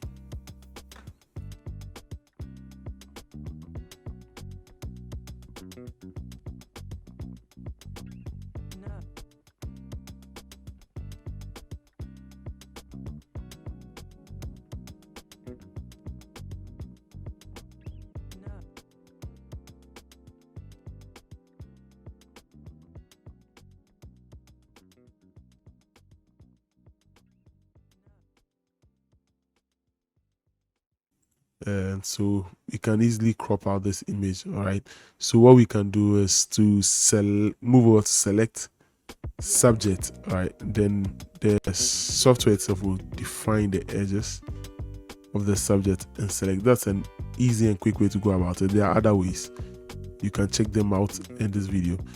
So right, just like that, the background is deleted. I can decide to, instead of using black, go for something close to her dress, which is like this. All right, so I'm going for black. Then I would now power clip or clip mask this to that. With that, I can now increase the size a little bit more, like this.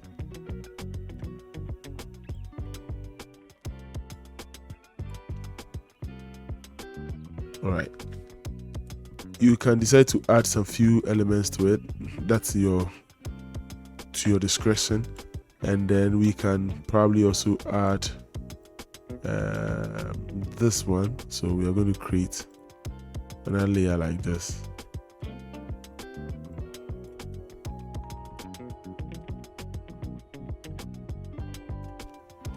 And then probably apply Gaussian blur.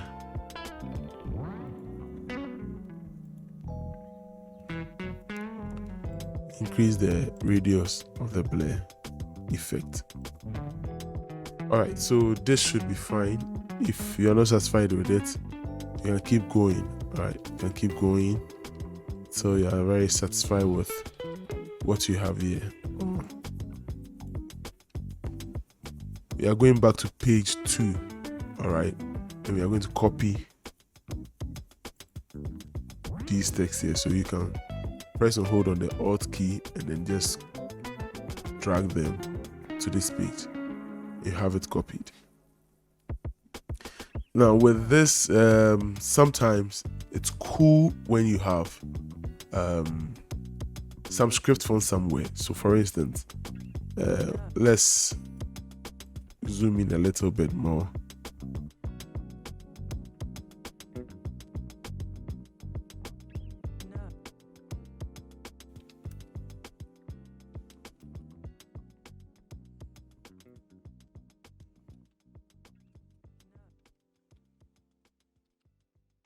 All right, so rest on my lap. And then with this font, with this text, we will probably go for something of this kind.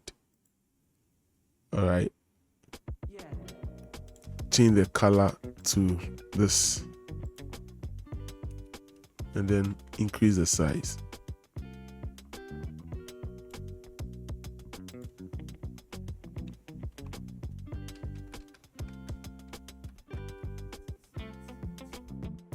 All right, so we can have this or pick the same color here.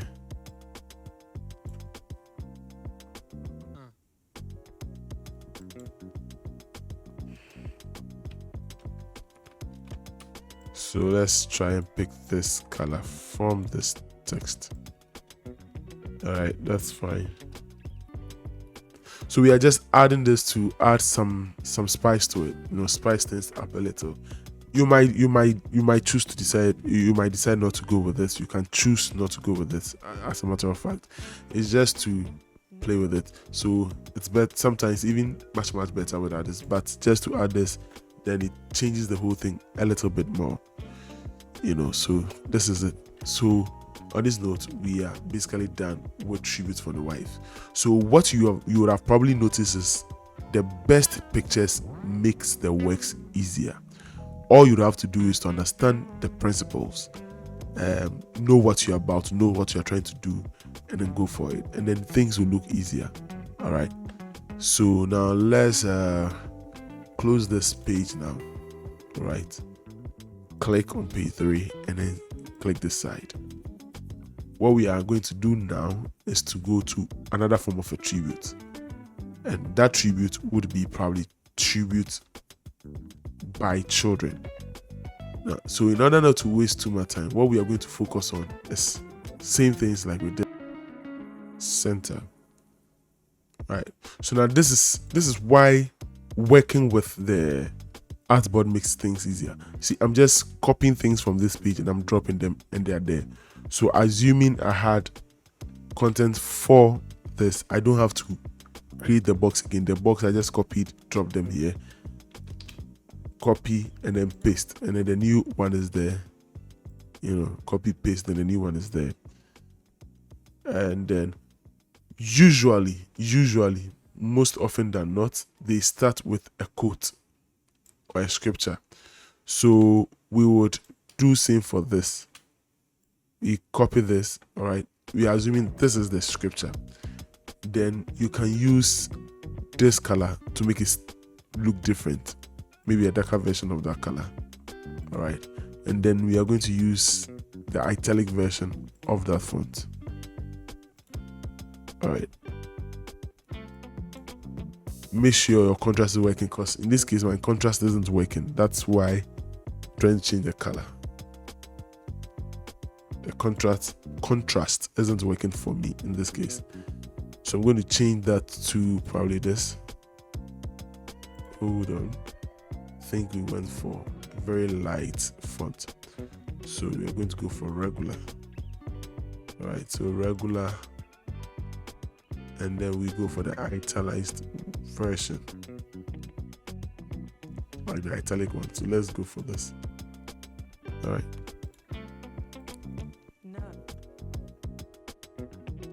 So you can just add the quotation sign.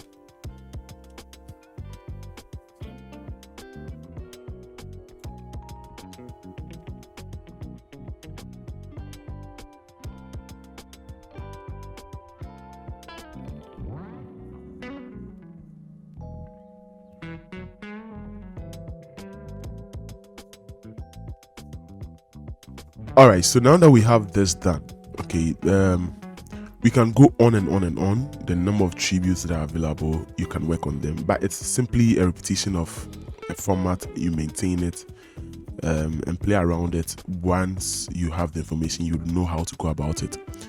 And so right after this, the next important thing to do is the gallery section, where photos of the deceased and his family or her family are displayed. In this case, it's his family. All right, so what we are going to do is to select this. Once again, we are going to click on this to have the artboard selected. So once we do this, we can now add another page or another canvas to that, and that will be this. So we just added another canvas. So with the photo gallery, there are two things, basically two things you want to do. You want to put the pictures of the deceased in one gallery, all right? And then you want to also do a dedicated gallery for family and close relatives, or any other groupings he belong to that will require their pictures in their brochure. So basically you want to do a dedicated page for him or her alone, and then another one for close relatives and friends, and his family, and then maybe groupings or associations he was part of, if they are available. So we want to start with the deceased. Now with the deceased, you can, if you have lots of pictures of him or her, you are good to go. You just display them, but you will need a main page to introduce the people to the gallery. Do you understand? To introduce the holder of the magazine or the brochure to the gallery section. And to do that, you want to start with a very bold picture, a picture that is bold enough to get the attention that, yeah, we are moving to photos. And to do that, I have these images here. These images will do a very good job for me. So I'm going to pull all of this, all right? All of this. No, before then, just before I do that, let me go back, create a shape or a solid color in this particular artboard. And let's bear in mind, the artboard is still artboard. We want to change the name so that we can identify the pages easily. So this would then be page 5. All right. So with that done, we want to open this page, or yes, this artboard, and then create a shape over. So like I said, you can either choose to create a shape over like I just did, or you move over to this area and then select solid color. They both work the same way. To some extent, they both work similar. Now let's change this. I want to use a black background, so I'm changing it to black. To do that, bear in mind this thumbnail right here, the small one that right here. You want to double click and then select your color. Now click on OK. All right, let's click on OK. Right, so now we can drop our images in here. Like these ones, I have this one selected. We can even add this to it if you want. So let's move over. All right, so I'm trying to create a collage of images. All right, so to do that, let me zoom in so that we can have a look at it. If you want to do what I'm just doing, realize that I have not activated the image yet. It's still in transform. I've not moved out of the transform. To do that, you have to press and hold the control key and then the space bar. So the magnifying glass signifies that, yeah, you can zoom in and out. So you just grab left and right to zoom in or out. All right, now with that done, I can still go ahead and then work on my image without leaving the action I was previously with or in. All right, so let's reduce it. I just want to make a collage of images. All right, so once I hit enter, the next image I was trying to upload would come. Remember, I did a selection of a group of pictures. All those pictures are yet to load, so they will drop in one after the other. The concept behind what I'm trying to do is to say that, okay, this is the lineage he left behind. These are the people that came out of him, or these are his close family, all right, his own nuclear family.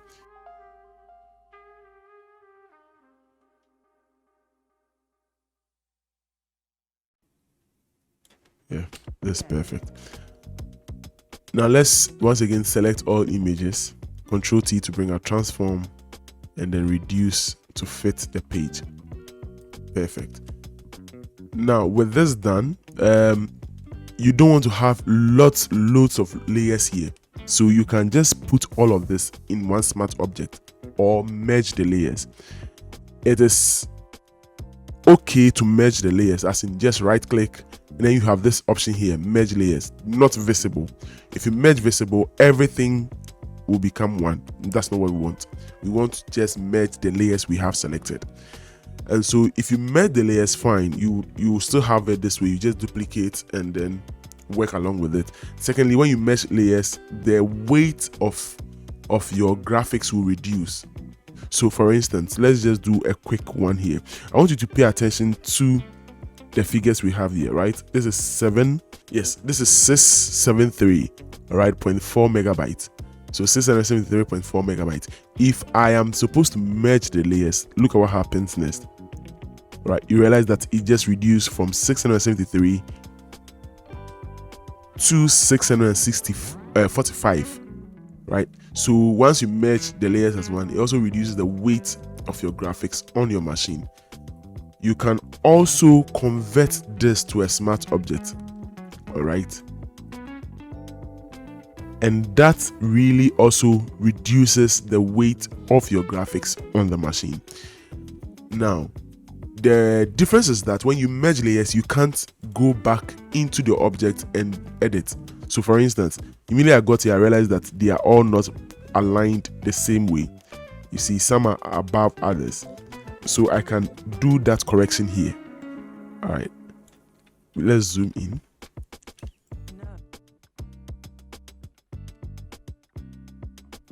So now with this correction done, right, this correction done, once I hit Control S to save, it will take effect right here. All right, everything will change.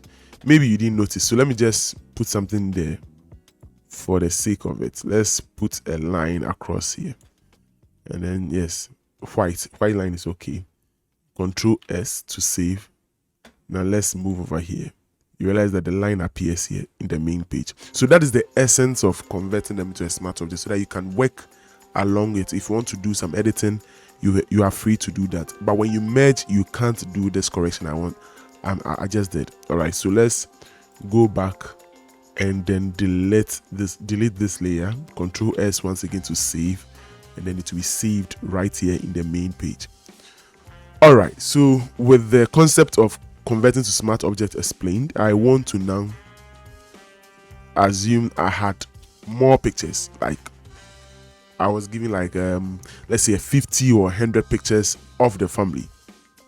If you have that, you move them that way. If you don't have that much pictures, do a nice collage like this, and then just Control J to duplicate this layer, bring it down. All right, just drop it down this way, and then you can probably move over to file. Sorry, you move over to edit, transform, and then transform horizontally so that it flips that way. All right, so you realize that this image is now here and that is there. So in that order, you can now select both for quick work. Control J once again to duplicate these two layers, and then you drop them.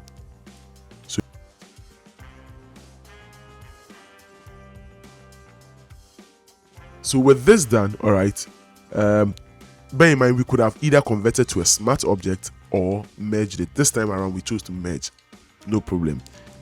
So far as you know, you are not going back to do any edits in the file. All right, and luckily enough we still have this here, so if you have any mistake, we don't have to import the pictures again. We just come here, pick, and go through the same process all over again. That will be painful, but we knew what we were doing and we still went ahead to do that. All right, so with this done, I'm going to change the blend mode for this layer from normal to luminosity, because I want to have it in black and white. Simple. There's no extra reason. And then I'm going to reduce the opacity for this, all right, so that it goes into the background. It may be too faint from your end, but from here I'm seeing it well. I don't know how you're going to see it now, but this is okay for me. Let's just keep it at 20. 20 will be fine. So 20. All right, so 20 will be fine. Either 20 or 25, whichever one. It's cool. Now I want to drop the picture of the deceased. So this one, we say this is the main picture we want to use for this purpose, so we are dropping it in here. Of course, it's too small a picture, so I want to increase it to fill the page. All right, let's first do this edit before we stretch it further. Now with this done, it's easy to edit this. We want to remove the black background, else the collage we did back there is of no essence. So to do that, select the image, move over to select up here, and then move over to select up here, and then select subject. So it's going to focus on the subject and separate the subject from the background, right? So that is what we have here. So it's tried it best to select the subject. Of course, it's not perfect, all right? So to further edit this, I'm going to zoom in, all right? drag close, and then try to select a much better selection. Do a much better selection. To do that, I'm going to press on the kill key, just one, and then this highlights here tells you that the area of the red is not selected. The image you are seeing is the one selected. So to help us do that, I'm going to use the brush tool now. So B to activate the brush tool. Make sure the foreground color is set to black if you want to erase the red. If you want to restore, white is cool. So for instance, right, so it's erasing, right? The opposite would restore. All right, so let's go about that. Let's make the brush a little hard. All right, cool. And then reverse selection. So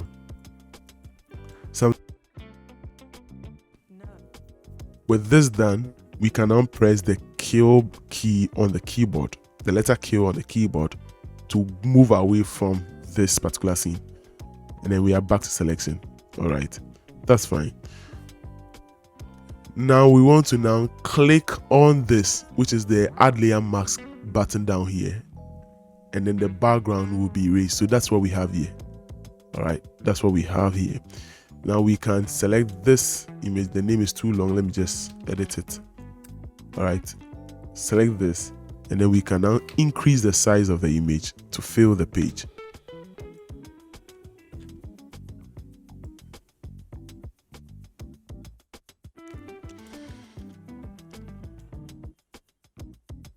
Cool. So the essence of this is to have a very bold image of the man, introducing the one having the magazine or the brochure to the photo gallery.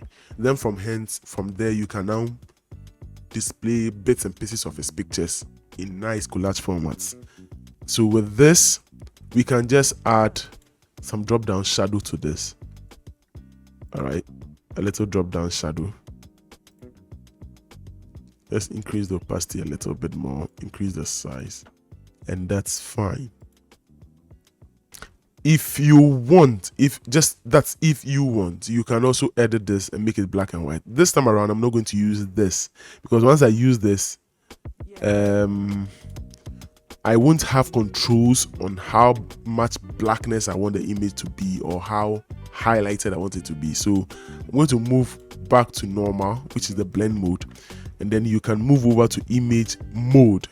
All right, not mode, sorry, adjustment, and then you select black and white.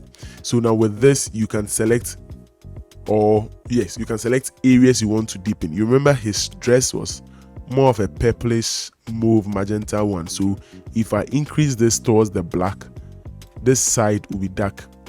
You see that just happening. All right, so everywhere there is blue, there is magenta, that side will be affected. That's if you want to do that kind of an edit. All right, and then wherever there is cyan or bluish, that side will also be affected if you wanted to work on that. You get it. So this gives you much more controls with the pictures you are editing, and that's fine. All right, so I can decide to do this, click on OK, and it becomes an effect here. All right, so that is smart filter. I can turn it off or keep it on. All right, I can also move over to, with the image selected, I can move over to filter. All right, then come to lens raw filter. Someone once asked, how do you enhance your images? This is one way to enhance the image. This is one way, not the best way in all entirety, but it's one way to kind of try to touch the image a little bit more. So I can add some sharpness or clarity to it, and then just increase clarity. So you realize that the dimensions on the face is now becoming hard because I've really increased clarity. You can also add highlight or add a little bit more exposure to the image. So you realize that the image is now looking bright. You know, let's zoom out. All right, so this is it. If this is okay for you, click on OK, and then you see it worked out here. All right, so that effect is also here, so we can turn off the smart the camera raw filter if we are not cool with it, so we can turn it off. We can also leave it on and then turn off the black and white effect if we don't want it. So the ball is basically in your court. You can do as much as you want with the image in whichever way you want. So let's turn everything off. All right, let's keep it this way. I'll probably turn it on. All right, yeah, maybe this cool. Maybe, just maybe this cool. And then let's reduce the page a little bit. Now we are going to import something from the previous page to this page. So from page 4, what we are going to import is this. I called it the page number, right? Remember. So I'm going to take this, press and hold the Alt key, and then click and drag to the next page, and it will appear there. Now you are probably not seeing it because it's a black writing on a black background, so it's not visible, but you can probably see the undo. You can probably see the letter or the number 4 here. So now let's enter and then make our edits. So let's select this, pick a dark color. Maybe this is cool. All right, so we are taking it one after the other. This is the ellipse or the circle where we have the number. All right, so this is supposed to be page 5. All right, and then we are going to change the color overlay for this smart object from black to white, or maybe dark gray, but white is cool. Yeah, this is fine. This is also fine. All right, so now let's move out and see what we have here. So this now becomes your introductory page to the photo gallery. All right, so that's what we have here. Now from here, like I mentioned, if you have more images of the deceased, then you can now move over to here. Let's use the move tool, select this page, right? Then you can click here to add another page. Then by doing that, you now have another page to work with. Do you get it? So you have another page to work with, and then here you can drop in pictures of him and all of that. Okay, so you can do that here. So in this page, we are going to now add maybe pictures of the family. Let's see, pictures of the family or his pictures, but we have already explained the process. So let me just use that same process to explain how to go about putting in the pictures for the family. And guess what, we already have some pictures here, so we are going to drag all of this. All right, let's drag all of this to the main page right here. That's fine.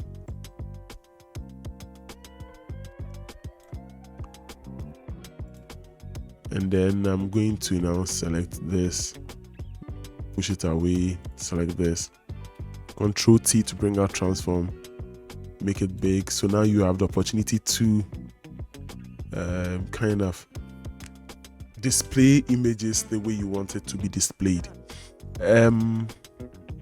If, for instance, if you had to title this, you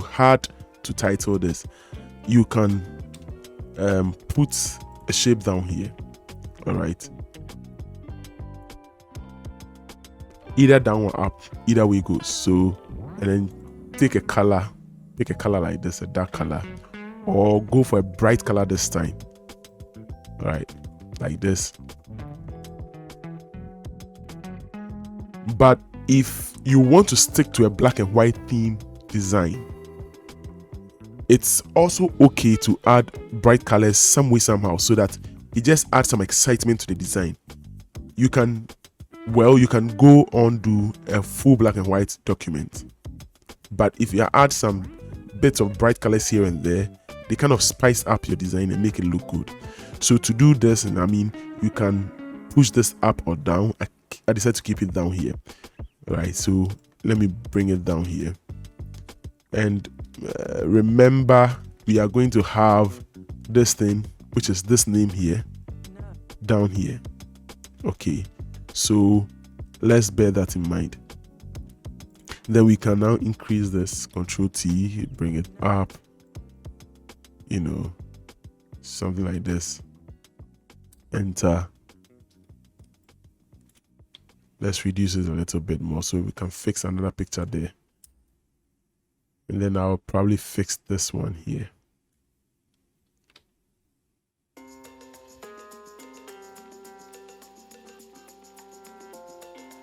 All right. And I'm not going to go over the bleed margins because we've already tackled it. But with the photo gallery, don't mind so far as the faces are showing. I mean, it can basically go into the whole page and cover and all of that. So far as the faces are showing, you don't have a problem. The guideline is supposed to help you make sure that you don't put someone's face too far in the corner. So this is fine. This is cool as well. Let's drag it a little bit more. And then let's pick this up. Okay, so this is one sample. This is one sample of the photo gallery. So just assuming they give you the liberty or the freedom to splash the images, just make it look good. Then you can go with something like this. Just mix the images up, mix them up, the deceased and all other people involved or the close relative. Just mix them up. But if you had to separate them, okay, separate them as in put them into categories, children, nephews, colleagues at work, and all of that. All right, you can go with a format like this. So we can assume that these are his children. All right, so that's about that. And you can choose to put it this way: photo gallery and children, or just children straight away. All right, everybody knows this is a photo gallery, but just for illustration purpose, I had to put it there. And if you pay attention, I don't know if you can see from your end, but the image of the man is somewhere in the background. All right, so these are little things you can do to make your design look exciting. So let me increase the opacity so you can see. All right, so this is it. Nice. So with that done, the next thing we can do, or we could do, is to add that should be, let's say, the hymnals. All right, so with the hymns, I am going to go for same format as I used for the cover, except that this time there won't be the name and all of that. Okay, let's just jump in and see how it goes. So let's rename this to page 8.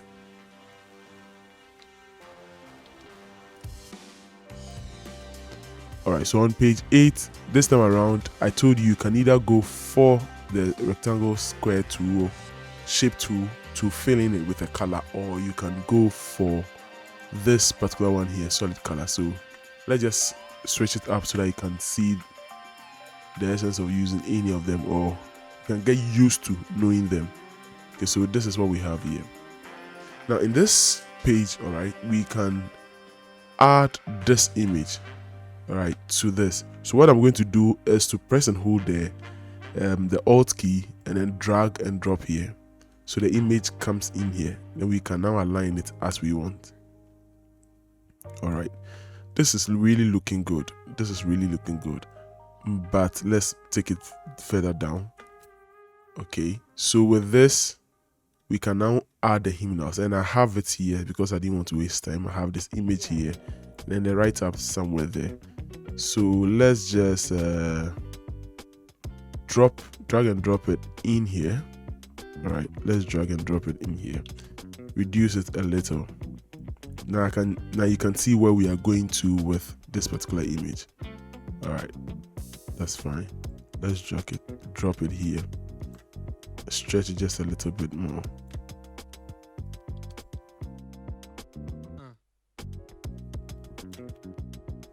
Alright, now we can apply a layer mask and erase some parts of the image so that the face will be visible.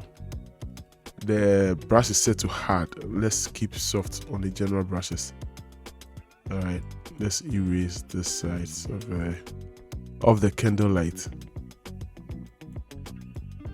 You can also use this blend mode, right? Linear color dodge, alright, and it will work because the background is black and the original background for the candle is also black, so it will knock out the black of this black and it's picking up the black on this background. Let me change the color for this, then you see that it doesn't always work. You see, so now the purple color is kind of mixed up with the candle. Alright, so if this is what you want, it's also looking good, you can go for it, but this is cool. Okay, so we can once again pick the name, which is the page holder or the page number. Press and hold the Alt key and drag and drop it here. Now we can now change the position for this one and bring it somewhere here. Alright, so let's try and shift the candle up a little bit more. Let's increase this. Yeah, this is fine. Then move it. Alright.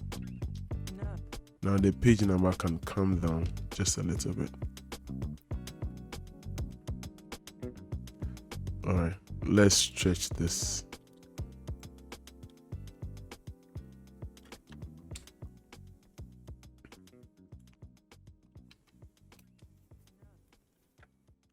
Alright, so now we can just pick and drop our images, our HYMNALs, and then leave it there. Let me just do that quickly. Alright, and then we'll get back. Alright, so this is how it's looking. Take your time if you have to work on the layout very well, but this is a guide or an example of how you could lay it out. So the final thing we are going to do, and will be done for this tutorial, is to add a cover page. So let's reduce or zoom out so we can see everything clearly. So we start off with the cover page, alright, which is the front cover page. And then we've listed all the items. Now we have a last page here, which will be the cover page, back cover page. Alright, so, or the back page. Now you can choose to put in the appreciation at the back. You can choose to add the appreciation to the back page. Usually with brochures, there's the page for appreciation. All right. Then there's also the page for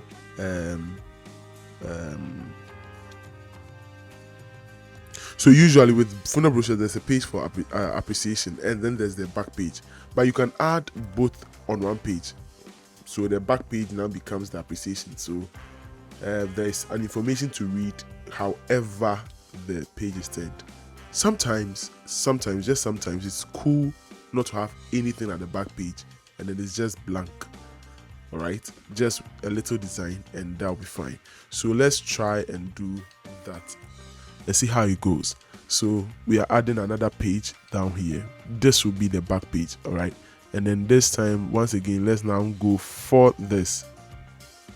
I told you can use this and solid color interchangeably in this kind of a scenario, right? So we are going to change this from 8 to 9. All right, you can change this from 8 to 9. Or better still, right? Better still, let's make this, yes, page 9.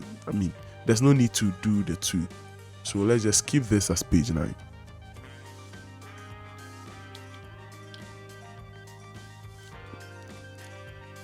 Let's keep this as page 9. Change the color from white to black. And one more advantage you have with the artboard is, like I mentioned earlier, we are going straight back to page 1, which is the front cover. All right, and then we are going to pick the elements from that page, drop them in page 9, and we are virtually done. So let's pick and drop. So I've selected all of that, and I press and hold, or you'd press and hold the Alt key, and then you just drag and drop. See, it appeared there.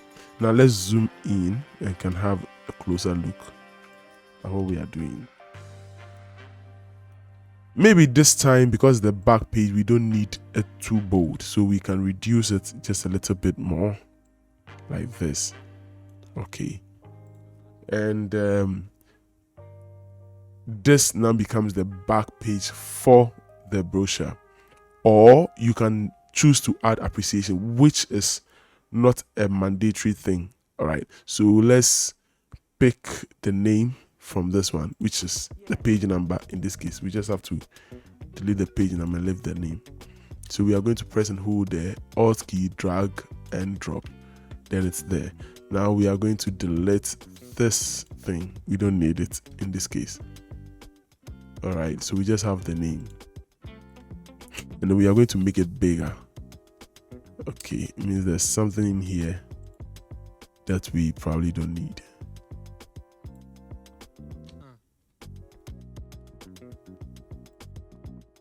Okay, so there's the hymnals. Then let's increase the size just a little bit, like this. Push it up. All right, then let's push it up. Then we can add our appreciation text like this. Let's reduce the size of the text. Once you see the cursor this big, then it means the font size is very big, so it just draws your attention to the fact that you have to do something about the size if you have to. So let's move to 10. All right, and then like usual, we are going to go to the side of the page or the text bar, click on type, and then let's paste this because it's a dummy content, right? All right, so this being the appreciation we have with the name here. Okay, we can just add the word appreciation.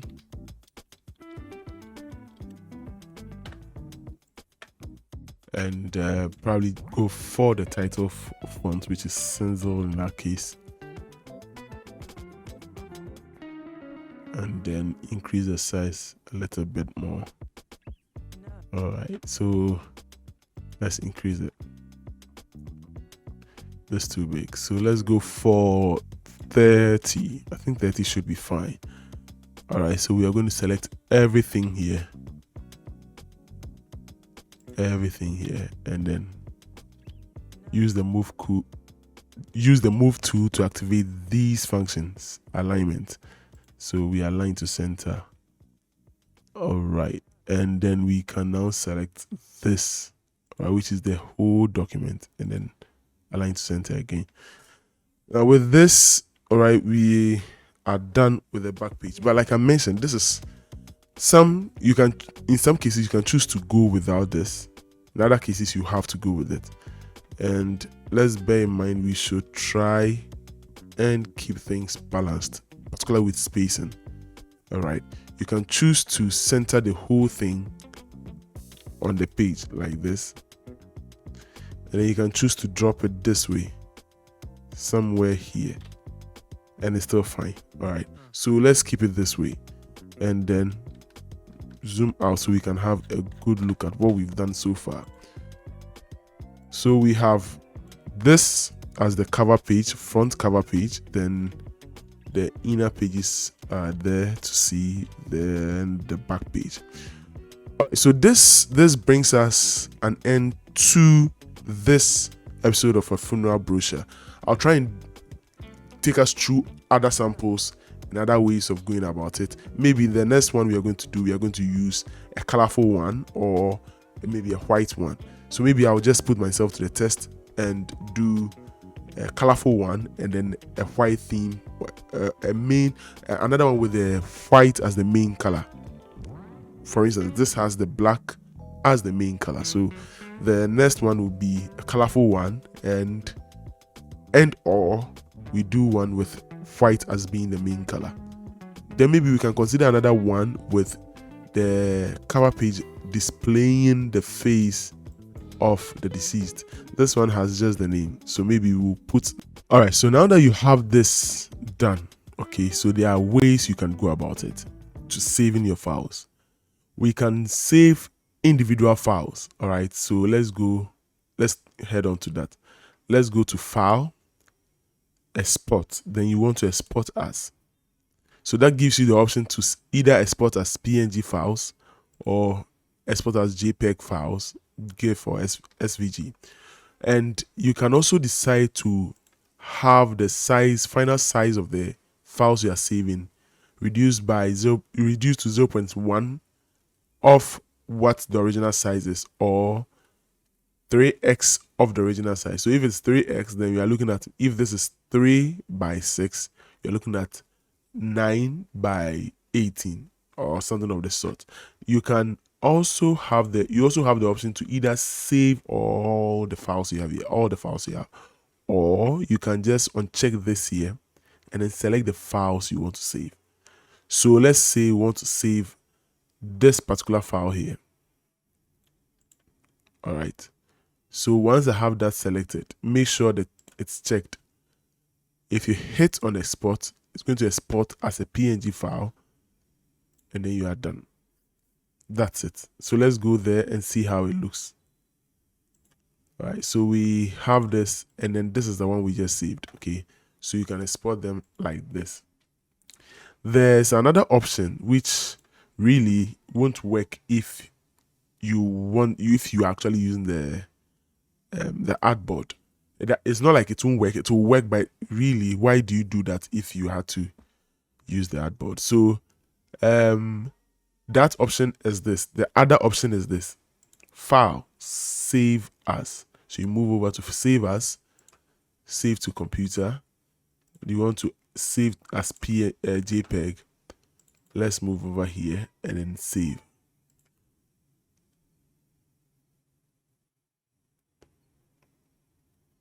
All right, so here you can also determine the size of the final file. You can reduce it further, right? And then just hit on OK. It's going to run for you. Yes, so that one has also finished running.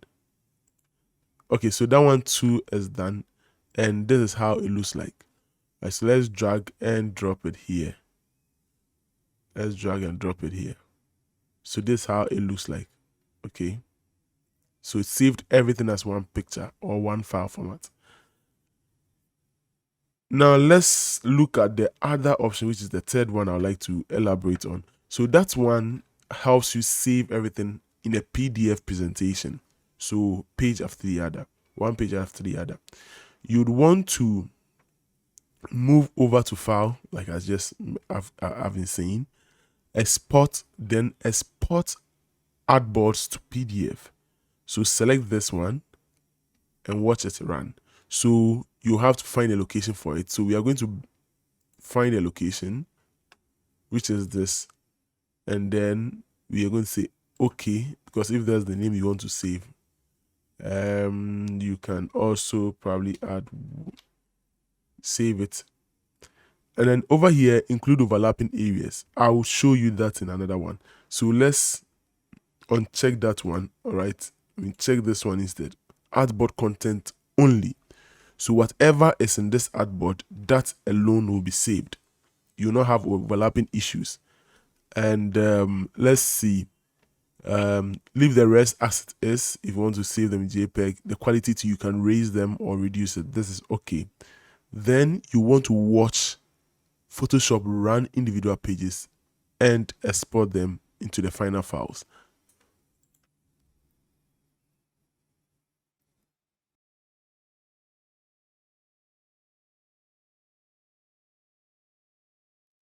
All right, so now once you see this artboards to PDF was successful, then it means it's done.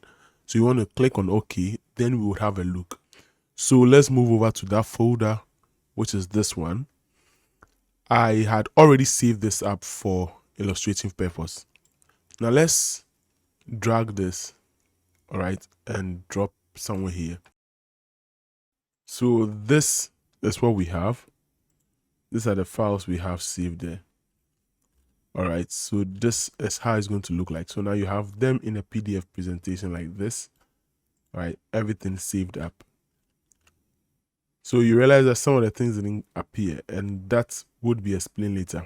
What you want to do is that when you face such challenges, what you have to do, let's go back, all right, and all you have to do is to convert this, which is this particular file here, which is giving you that issue, to a smart object, and you will not have that issue anymore.